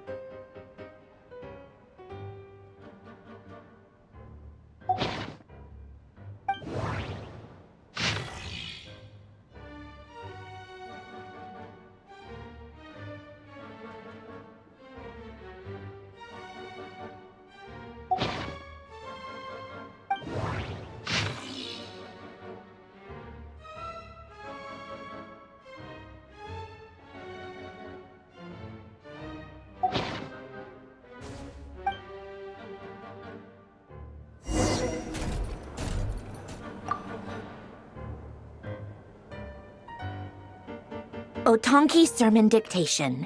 Explications on the Chemical Marriage. These titles are pretty esoteric. Observe and compute the pathway displayed in the guidance diagram. Deconstructing and reversing its effects could generate potential ideas. So, it's one of Renee's draft lectures. Deconstructing the pathway. I suppose that could lead to a breakthrough.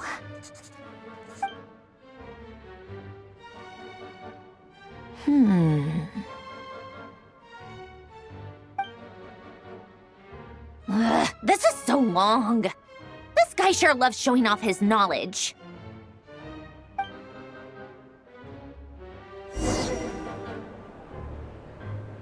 Polonia. Search keyword tree model and bring me all relevant books.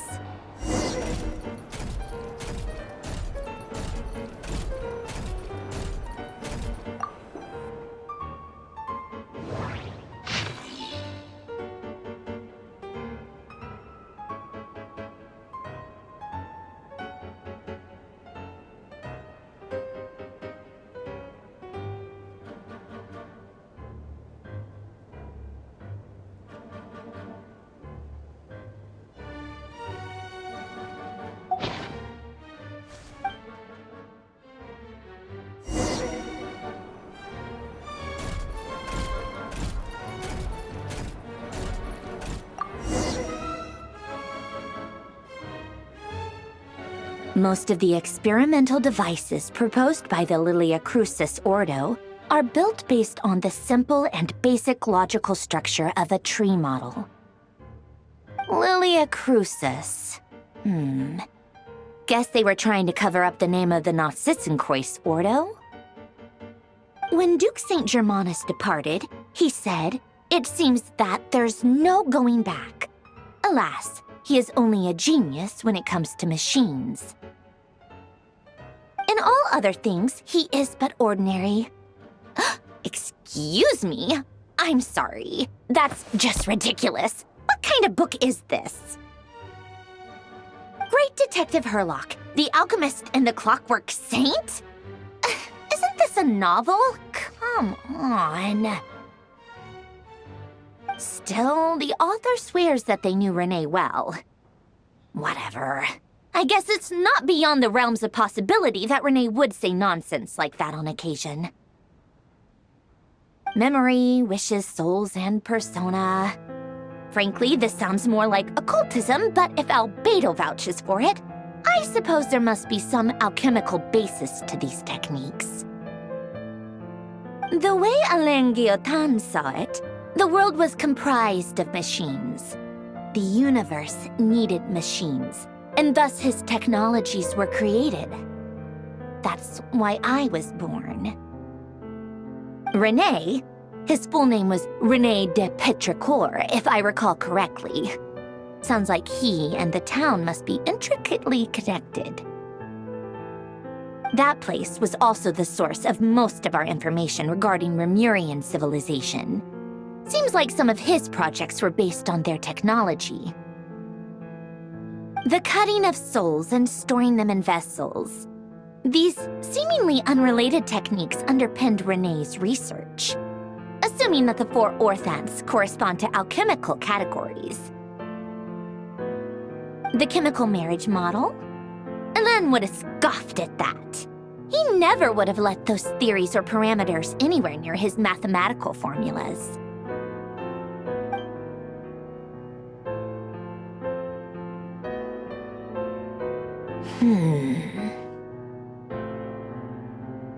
What was Alan's view on René?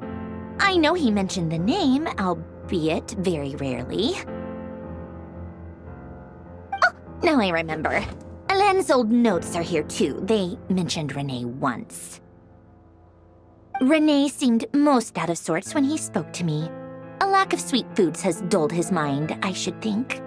Either way, his words are not to be believed. Yep, that sounds like Alan. My subordinates actually did a half-decent job digging out all these materials. Makes a change. Good for them.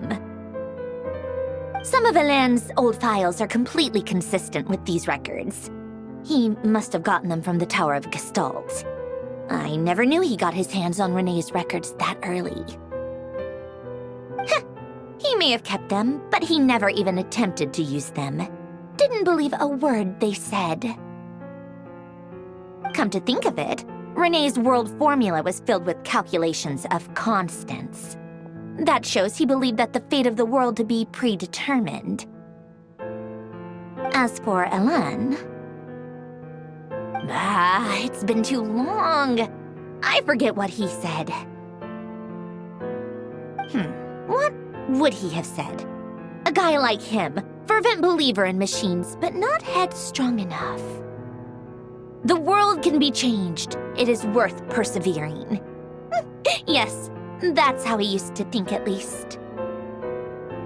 He created that procedure to save this world. Yet the scale of the world's fate proved too enormous. The result was beyond his ability to calculate. He died having never seen the outcome. And there I was, left behind in the ashes of his dreams. Did you really never take a close look at René's research? Or did you read it but deem his philosophy incompatible with your model? The very thought of trying to incorporate his ideas probably made you feel sick to the stomach. Well, don't worry, because there's a whole new category of lunatic in town. Next to Dottore, every other madman looks sane.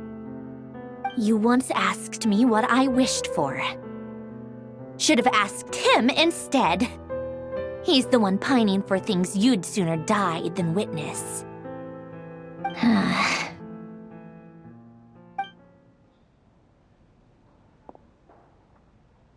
Even the tiniest variable can make big waves in the present. Now then, allow me to put these incompatible fragments together in your stead. First, establish and verify the existence of the Great Circle. Absolute nihil on one end, absolute reality on the other. Now, search between these two extremes. Then, the construction criteria. Variables. The sparks of civilization shall run out unless we consider introducing variables from outside the system. Input variables. Traverse the world, space-time, and civilization, then extract the essential nodes from the records to determine which variables they point to. The primordial power that differentiated itself from the void. The power of light. Yes. fight. Records. Hyperborea.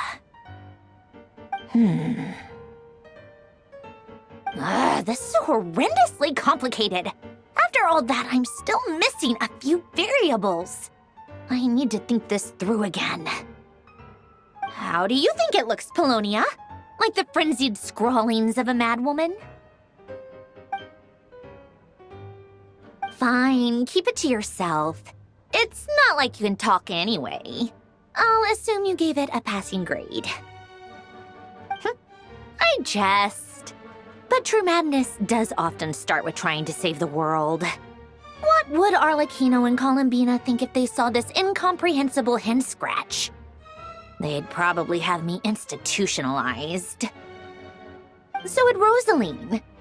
She's been dead for a while now. When I close my eyes and think back, I can still see her face. And that enormous dress she used to wear. Such a bizarre choice. What possessed her? Oh, and the clack-clack of those heels used to drive me insane. No one's asking me, obviously, but I hope you all know that I never wanted to save the world. I'm not crazy. I don't have delusional ambitions, and that's a clinical fact. The world needs a solution, but I don't need the world's validation. It's the world begging me for answers, not the other way around.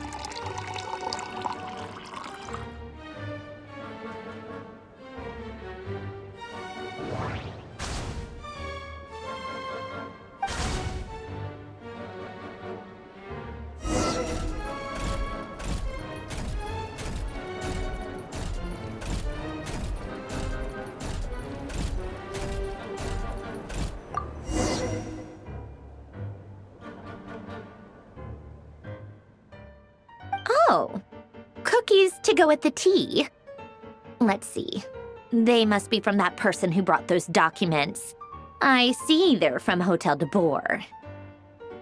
Something's written on the box. We are proud to present this homage to the Fortress of Meropede's fun-filled mill collection system.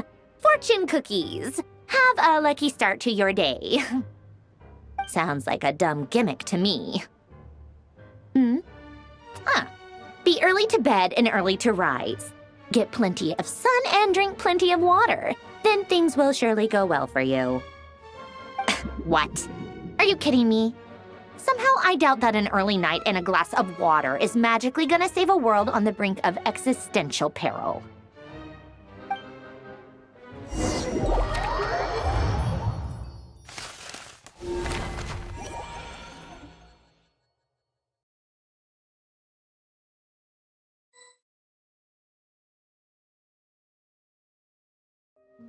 Lady Arlecchino, word has reached us that Lady Marionette's troops are all in position. They are ready to act as soon as the order is given. Excellent. The only thing is, they are fewer in number than we expected. It looks like many of them must have lost their lives at the hand of the monsters released by the Doctor. Can't be helped. Allow them to join our ranks and keep in contact. As you wish.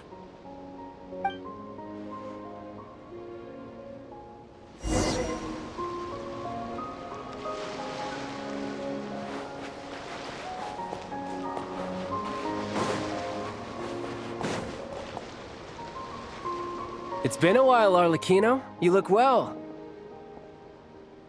Did Dottore really have to build his lab right on the sole path between Snezhnaya and Nodkrai?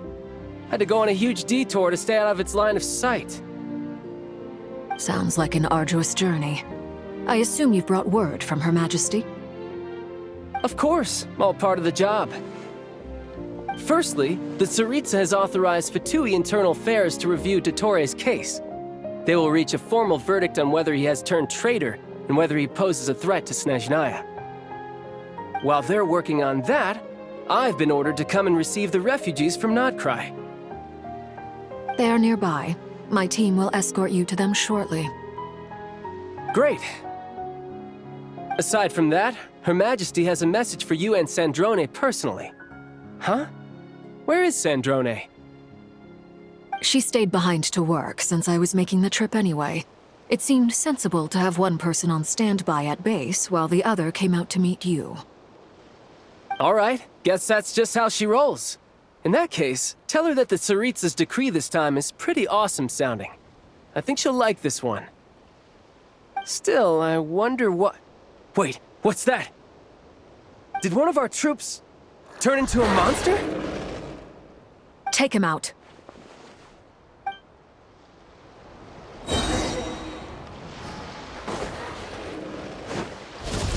Laid bare.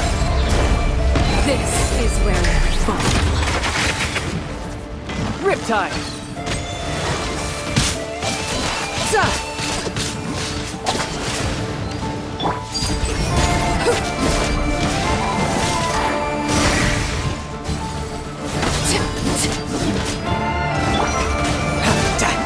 You've gotten stronger, Arlecchino.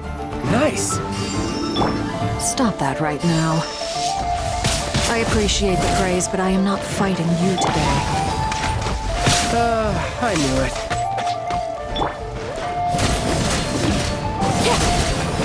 Overruled!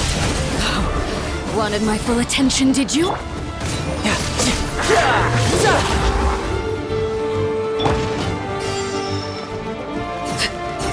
Everlasting as the moon! Laid bare.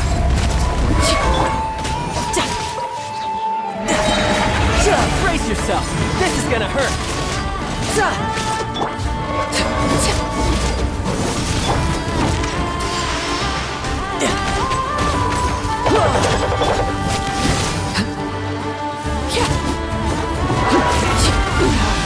on!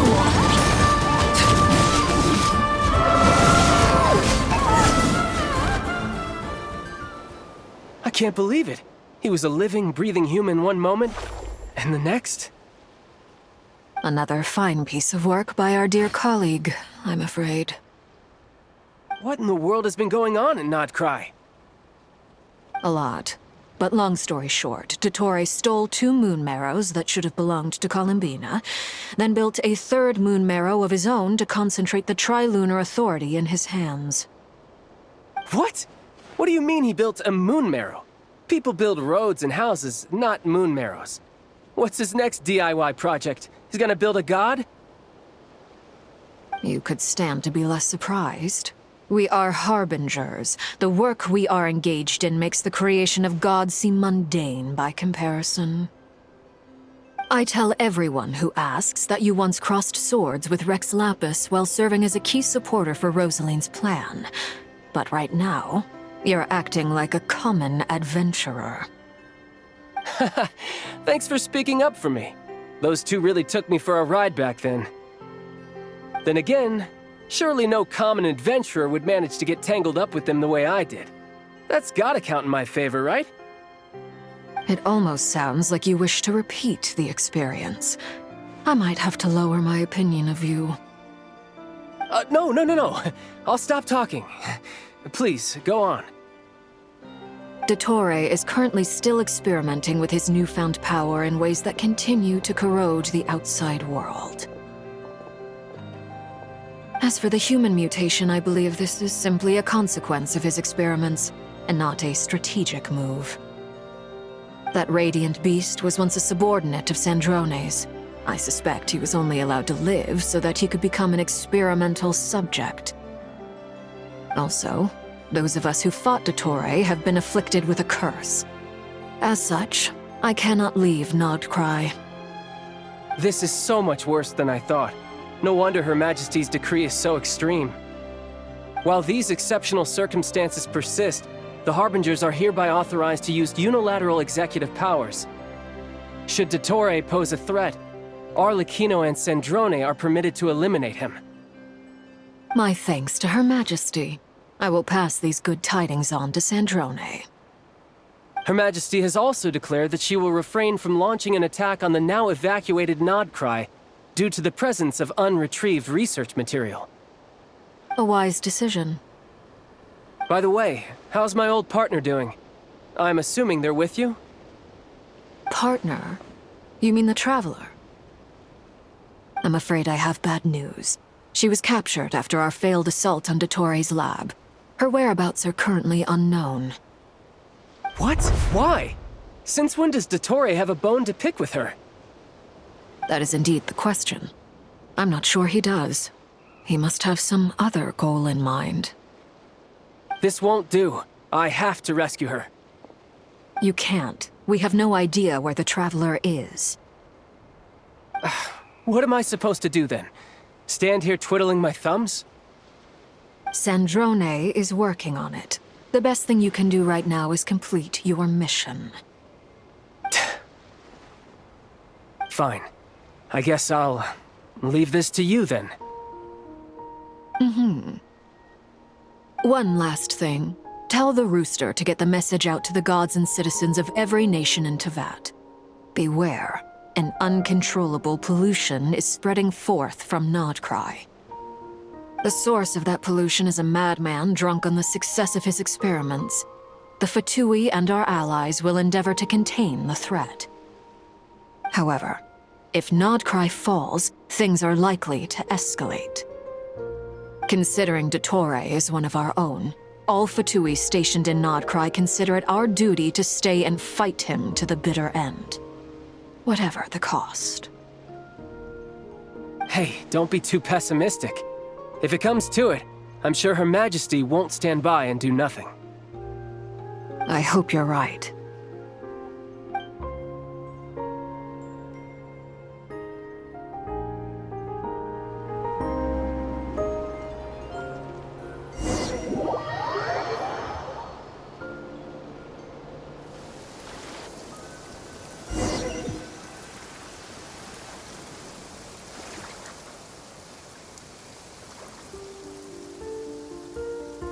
You're right on time. Thanks. Hey, do you think I'll get that gliding exam exemption? I made sure I was on my best behavior in Mondstadt. I landed well outside the city and walked in through the gates. I'll help you apply, don't worry. For now, let's see what we have here. What are the doctor's energy fields even made from? The usual attract and repel principles that govern Kuvaki don't seem to apply to them. They are very mysterious, but ultimately, they appear to be comprised of energies from the three realms. Thanks to research by Master and the Hexen Circle, we know that Teyvat's 7 elements are derived from the more primordial power of the Light Realm, which is antagonistic with the power of the Void Realm. Since you have the power of the Dragon Durin within you, I'm sure you can already tell that this energy field contains no abyssal energy. That's true. It's not abyssal energy. It's something pure, wild, and untamed. I've been thinking about something. Do you still remember the device that Dory supplied from the Academia when you and Miss Columbina fought Reria? That was one of the most marvelous feats of ingenuity I've ever seen. The design, the craftsmanship, the material selection. I couldn't fault any of it. Not to mention the operating principles. Surely the most ingenious feature of all. Dory didn't go into detail on how it functions, but I have a working theory. The clue was that Miss Columbina was somehow able to use the pyro energy that you provided, despite the fact that, as a moon goddess, she should only be able to use Light Realm energy in principle. Now, all elemental energy is, of course, derived from light realm energy to begin with. Hence, I suspect that the device works by restoring elemental energy to its original state. This presumes a theoretical model of the 7 elements akin to that of light refracted through a prism. Perhaps it is no mere analogy. Maybe there is indeed a prism in this model. I almost wonder if the idea for the device was conceived based on direct observations of said prism. It would explain how such an ironclad design concept was achieved. It is at once a masterwork of engineering and a groundbreaking application of the Academia's latest elemental theories. I suspect only Lesser Lord Kusanali herself could have devised such an ambitious technology. But back to the energy field before us. If this is pure light realm energy, its relation to elemental energy is one of integration versus division. Or you could say that the former contains the latter. Could this mean that elemental energy can dilute the power of the light realm? Should we give it a try? We should.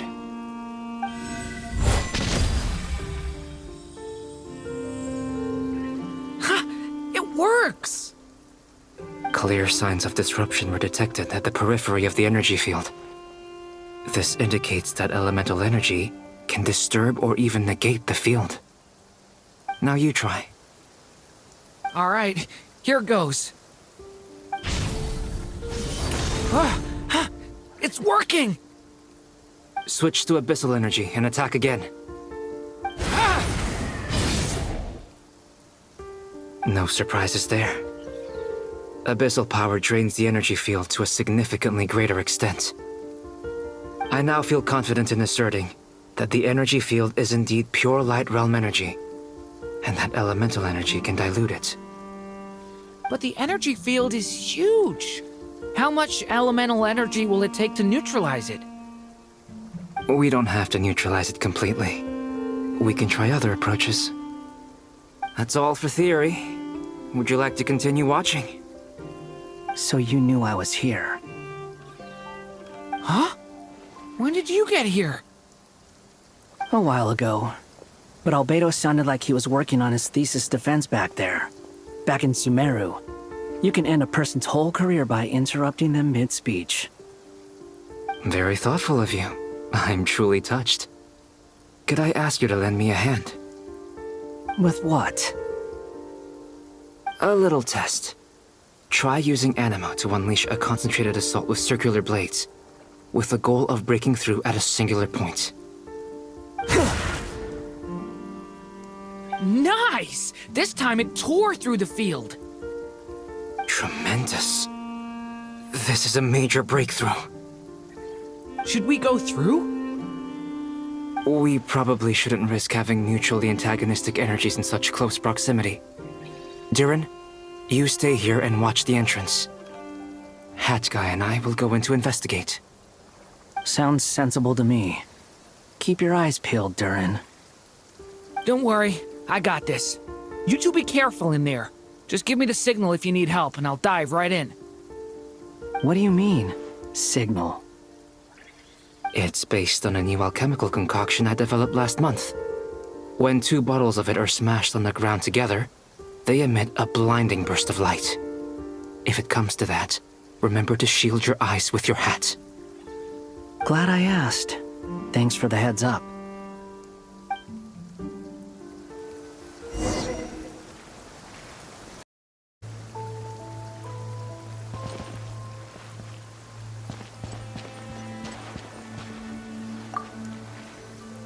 Like I thought. Beyond a certain distance, we can't see the opening where we came in. Maybe that's to prevent people from escaping. Sounds like Dottore style to me. Not much has changed. Things are basically the same here as they were before the energy field appeared.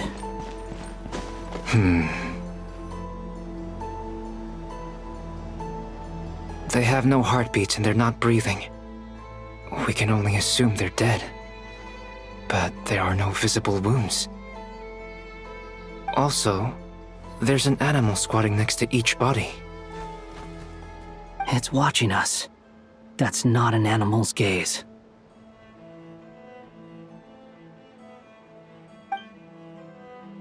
What are you trying to tell us? Doesn't seem eager to talk. I guess maybe it's just an animal after all. Let's keep looking around.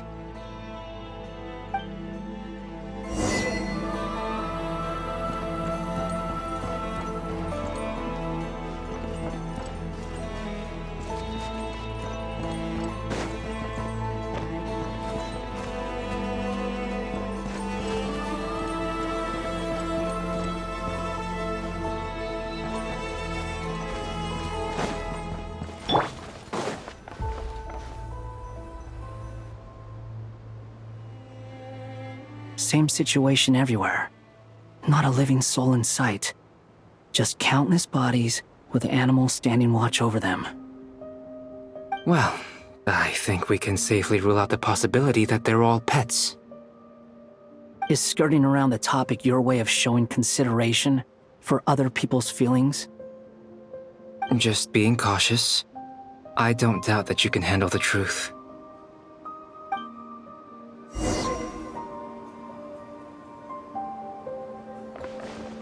Squall and Fury!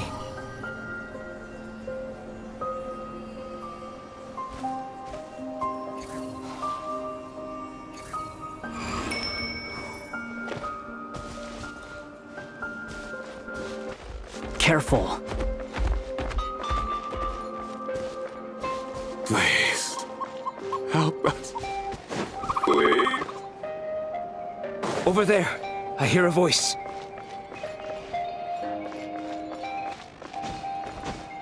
Behold!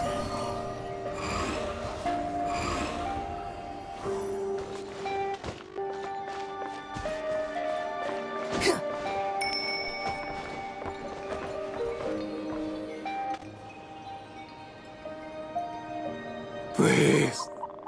Help us. Please. What happened here? I don't know. Suddenly, everyone collapsed. Then my line of sight got lower. I still have some of my senses left. I gotta get out of here.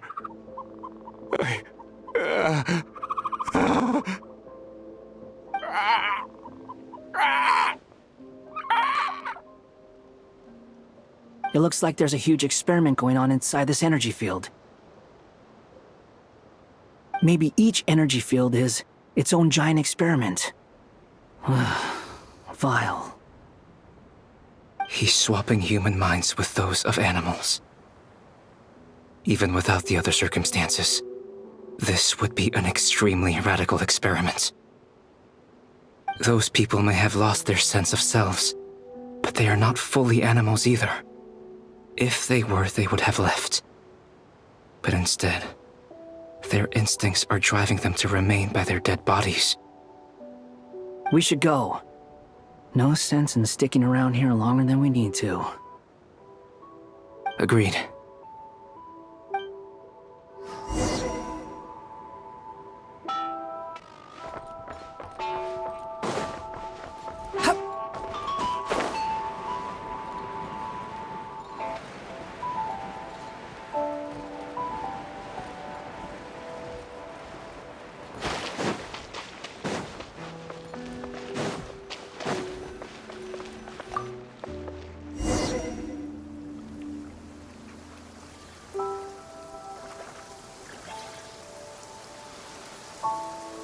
You're back!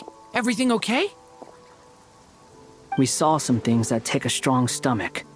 Otherwise, we're fine. We should share our findings with the others.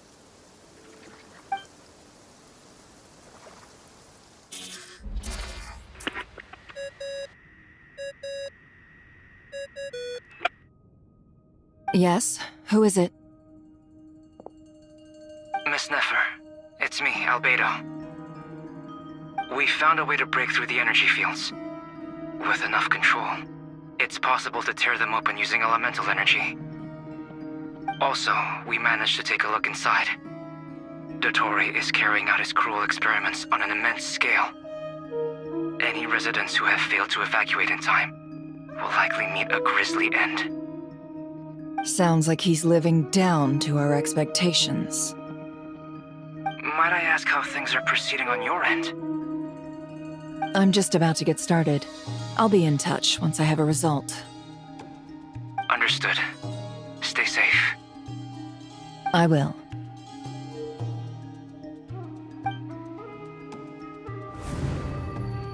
Well, Nefer, I'll link up with you once my tasks are complete.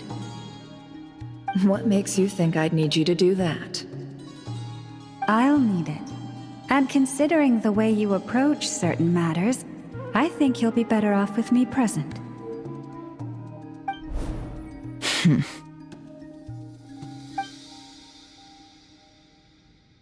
Let's begin. Entering simulation mode.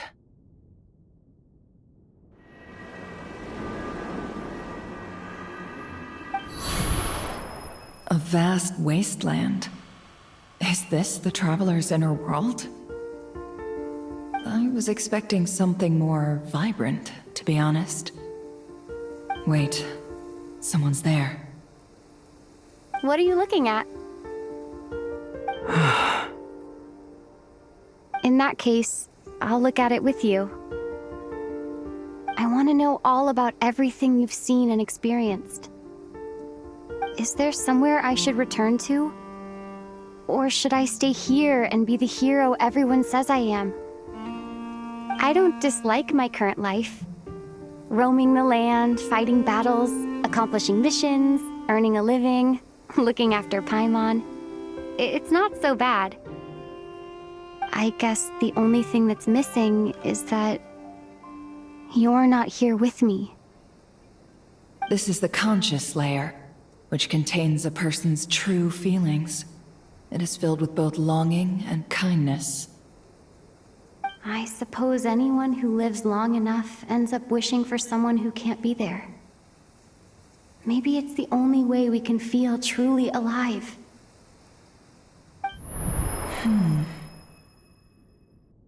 Time to delve a little deeper.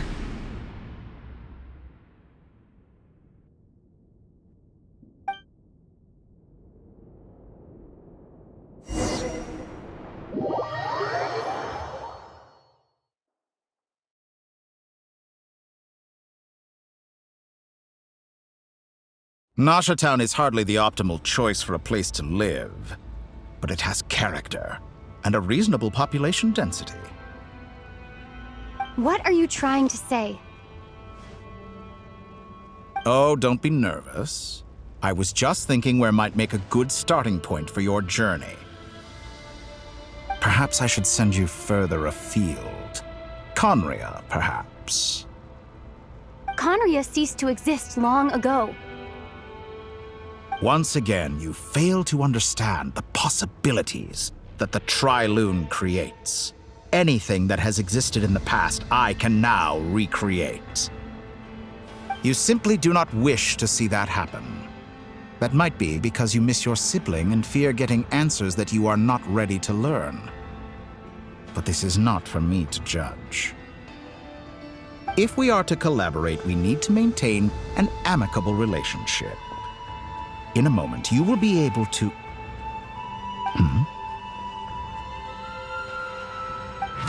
Oh no. What are you...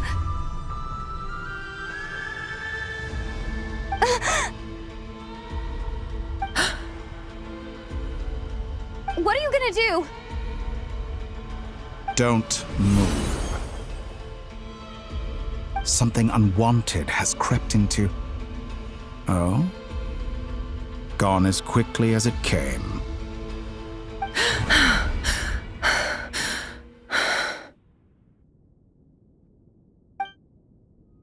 Did you save me?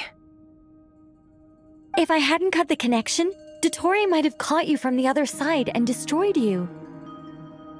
This was a good idea, but once is plenty. You were exceptionally brave. Excellent work. Thanks, but now's not the time for that.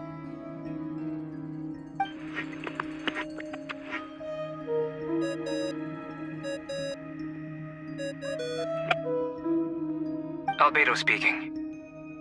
I think I know where she is. What is this endless darkness? I can't see anything, even though my eyes are wide open. But why? What happened?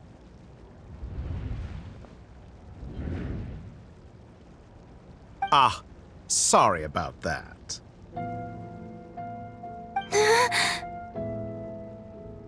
I take it you didn't notice. Just now, a friend of yours took a little peek into your mind. Could it be Nefer? How did she do it? Did she use something as a medium to connect to me? Do you think she's aware of your current circumstances? Oh dear. Have I stunned you into silence? I only wanted to slow down your time a little so I could stop your intruder in her tracks. It would have been nice to capture the spy. I must say, I'm finding the ability to adjust the flow of time rather intriguing.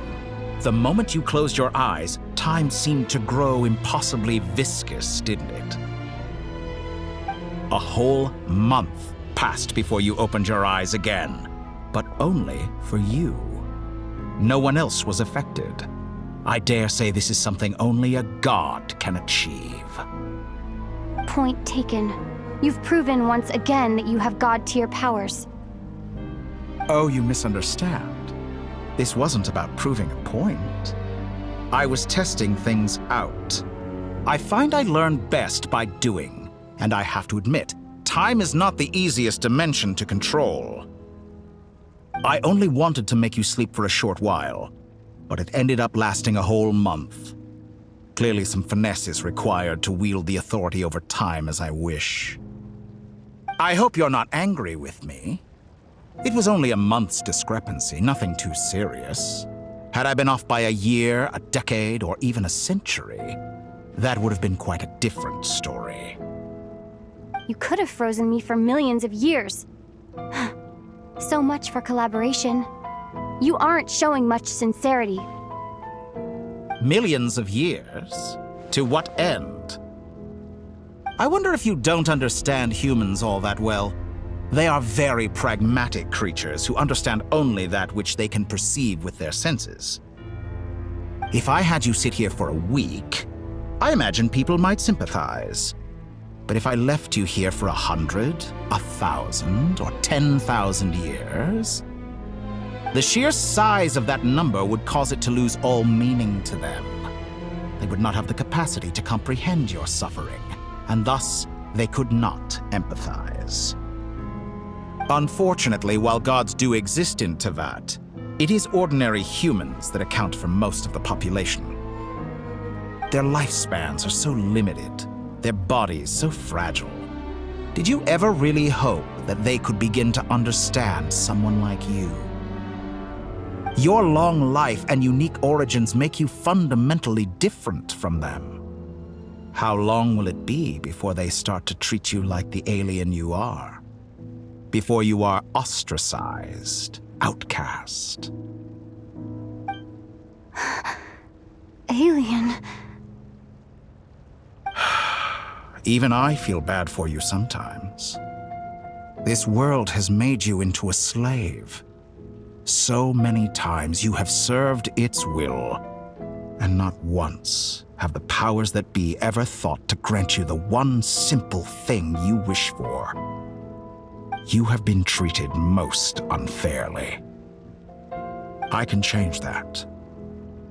I will grant you special privileges and give you back the status you rightly deserve as a descender.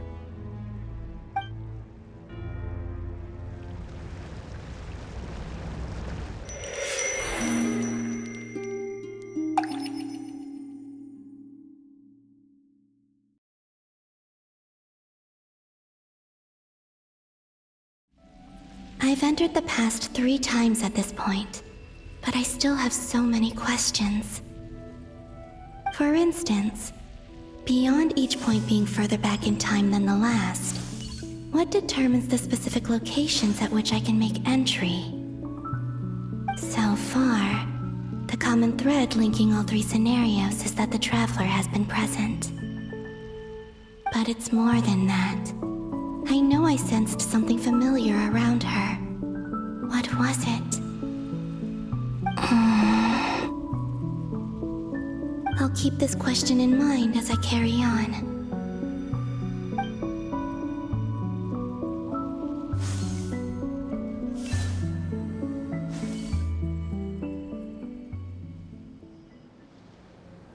Humans, you never change.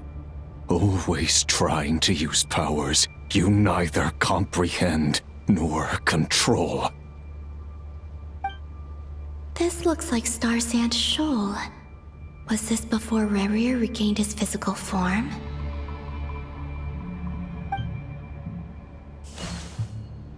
You've messed with the cannon again, huh? Sorry, but this round's not gonna go your way. The cannon. That's right. I was at Silvermoon Hall and I sensed an abnormal Kuvaki fluctuation coming from Nasha Town. And right after that, came an ominous power emanating from Star Sand Shoal. My body was once torn into countless pieces and hurled into the swirling chaos of time itself. But even so, my life and will were not extinguished. I wonder if I could try to prevent his resurrection. But how would I do it? What can I do, here and now? Traveler! Behind you! Look at that light!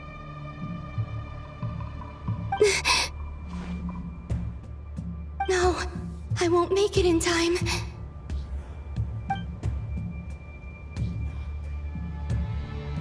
She's using the Kuvaki shield like I taught her.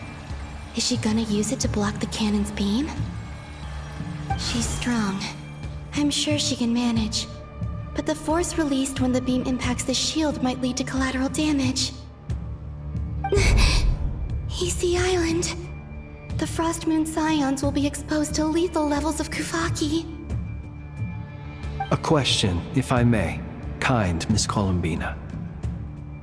When the cannon's Kuvaki beam was deflected earlier, I saw several bolts of energy streak toward Hisi Island, only to be blocked. Did you also have a hand in that? Maybe that really was me after all. Well, future me. But I don't know if I have enough power left. Sigi sato pasa sais, niti ipotuvtos. There's no time. Osestikos paratini tirantur risunku, topirtu aithion feraton. I have to make it. Oh, Frost Moon. Oh, great land. Oh, slumbering moonlight of Notcry. If you can hear me, if you can sense my call, then please, heed me once more!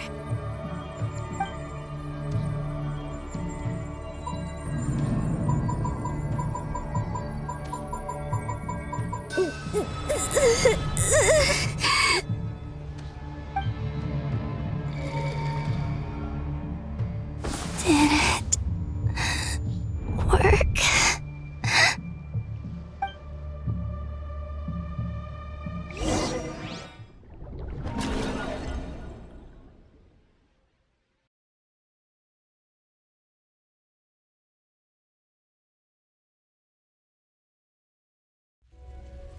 Hey, wake up. Hey, did you hear me? Columbina, I said wake up now!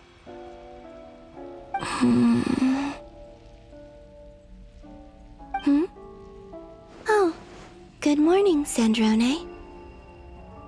It's 3 in the afternoon, actually. And could Would you kindly not use my quarters as your personal nap room next time? But I feel so safe here. And your coffee, right? It's so bitter, but it smells lovely. It's like you were raised by wolves in a forest or something. What did you drink growing up? Grass tea? The Frost Moon Scions certainly led a more frugal existence than the Fatui. Then I'll bet you've never eaten one of these before. It smells delicious. That's because it's a Fontanian recipe. I had a little free time today, so I made a batch. Rosaline will be here shortly, but if you really can't wait, I guess you can go ahead and...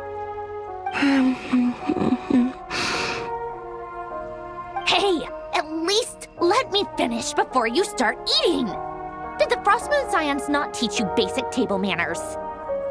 Or did the rules not apply to you because you're the high and mighty moon goddess? These are so tasty. Of course they are.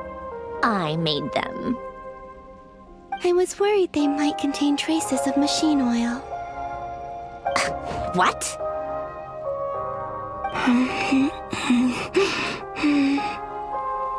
You know, there's something I've always wanted to ask you. Why did you leave your old home and join the Fatui? I mean, I'm sure their food was awful, but there's gotta be more to it than that. Well, life there didn't go quite how I imagined. What were you expecting? You're a god. Your followers are gonna make some demands of you, right? Surely you can just answer a few prayers here and there in return for the free food and drink. How bad can it be? Well, would you help other people just for free food and drink? The doctor told me that you were created by a great mechanic, Lord something Fisher. The Lord Artificer. Ugh, some people can't keep their mouths shut. Oh, Lord Artificer. And didn't he have something to do with the, narcissist? Narcissenkreuz Ordo. Yes, that was it. Narcissenkreuz Ordo. So, would you try to fulfill their wishes? You must be joking. I wouldn't go even if they paid me. I don't even know them. Exactly. Well, I felt the same way. I did not know the people who made demands of me. What do you know? We're on the same page for once. In his later years, Alen did ask me if there was anything I wanted to do. If I had any wishes of my own. Well, I don't. And I'm not in any mood to fulfill someone else's either. Who's Alen? He was the... You know what? Never mind. You're not gonna remember. Anyway, the point I'm trying to make is, neither of us is the self-sacrificing type. Let me ask you this. What sort of place would you like to live in, if you could choose?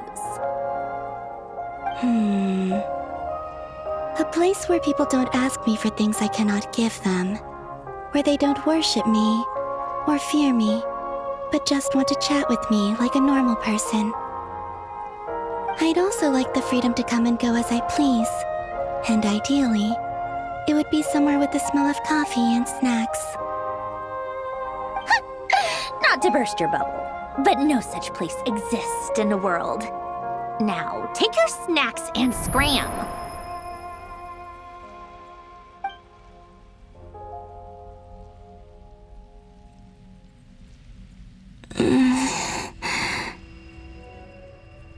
Did I pass out?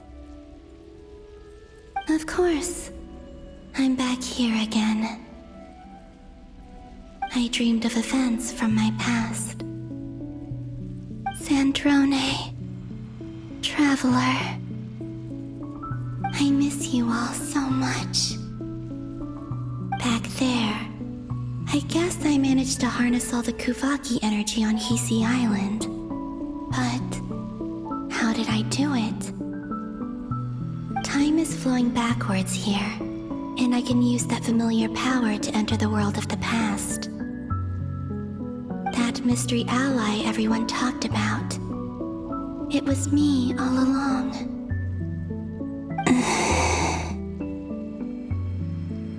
I can sense that there isn't much more power remaining up ahead. What lies at the end of all of this? Will time keep flowing into the past? And will I ever find my way back?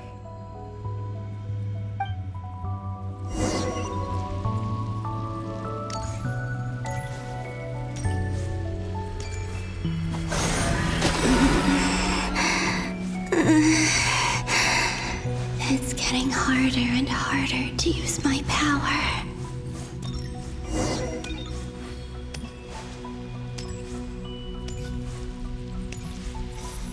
I'm no match for the Abyss in this state. I need to avoid the contaminated fragments.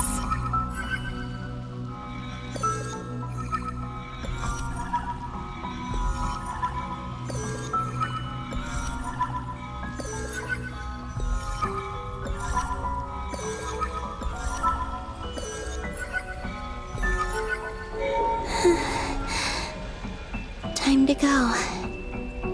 I wonder where I'll find myself this time.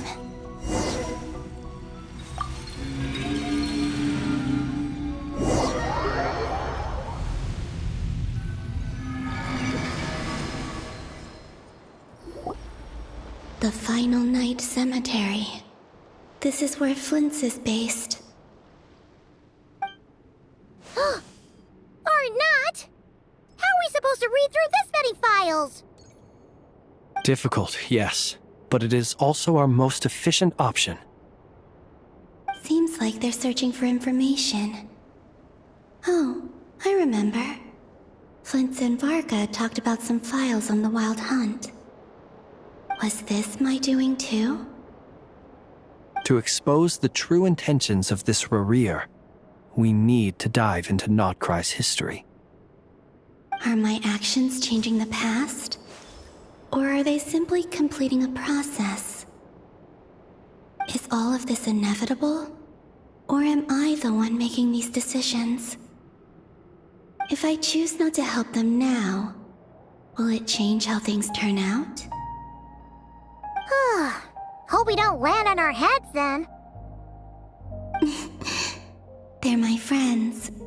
I can't not help them.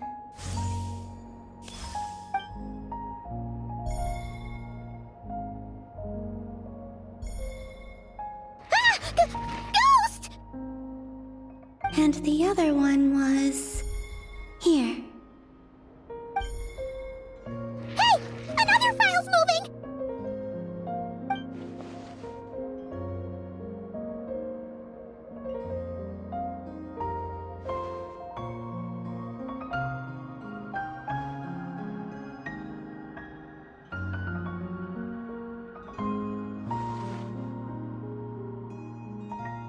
That should do it.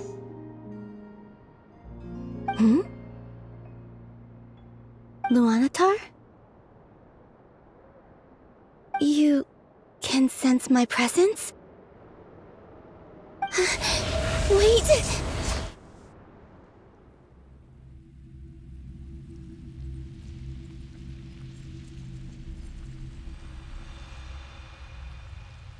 Luanatar. So she's that familiar presence I've been sensing all along. She's always been by the Traveler's side. That explains why the Traveler has been there each time I've entered the past. But why Luanatar? Is it because she has a connection to me as the Moon Goddess's familiar? If so, why not any other Kuhenki?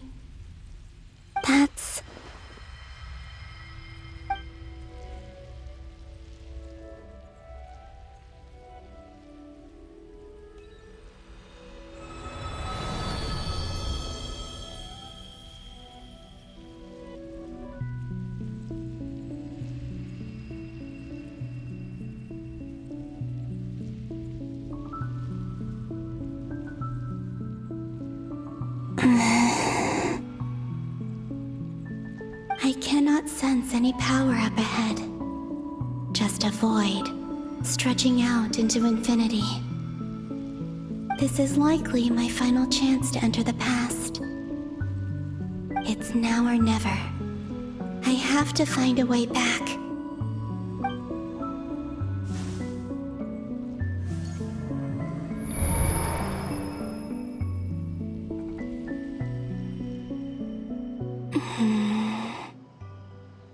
Hisey Island? How far back in time is this? Where's Luanatar? I can't sense her presence this time.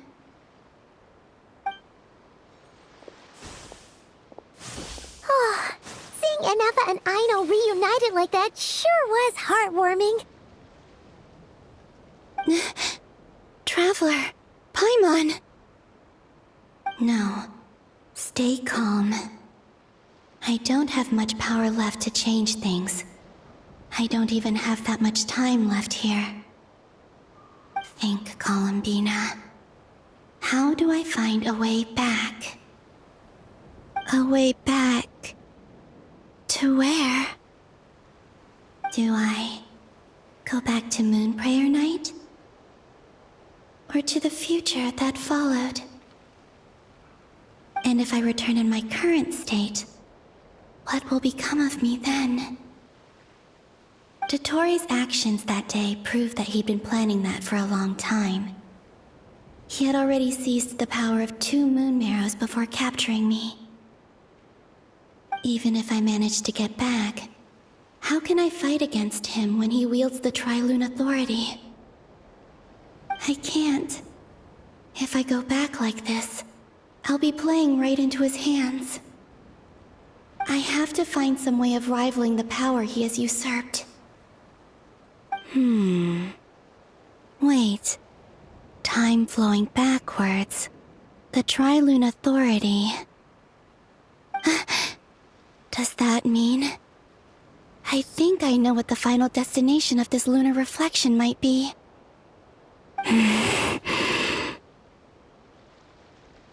I know what I must do. Speaking of homes, we must already be close to where the Frost Moon Scions live. The vibe here feels different, just like the scenery. But how do I communicate my plan to my friends? Should I write it down here? No, someone else will see it. I need something with a close connection to me. Something I can use as a medium to tell them what's happened to me in here.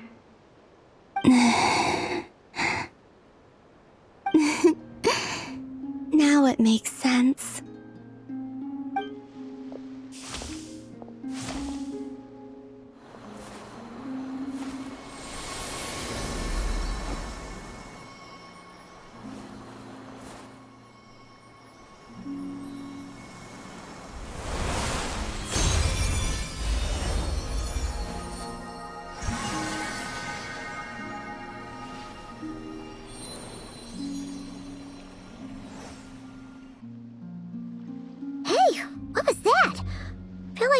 Sort of breeze blew by, and then the petals suddenly turned into...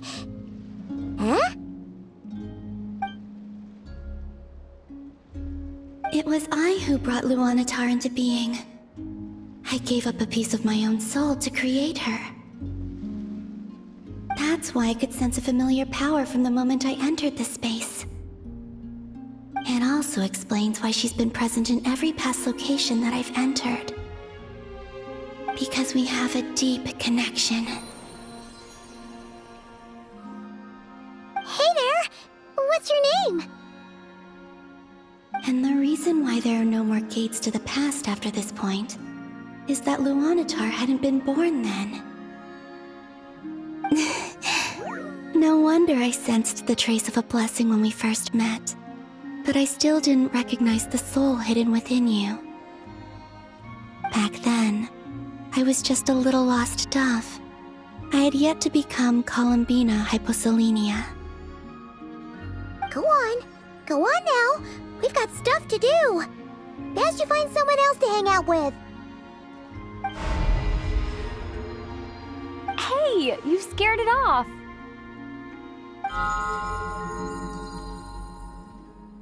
I'll be counting on you.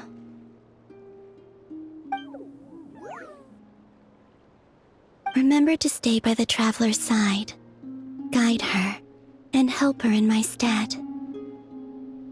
Oh, and bring her to the garden where the moon prayer blossoms grow. There's a little lost dove there who will need her help.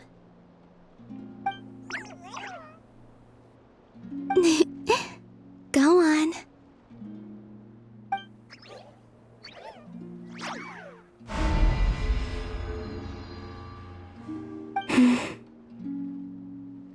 You too.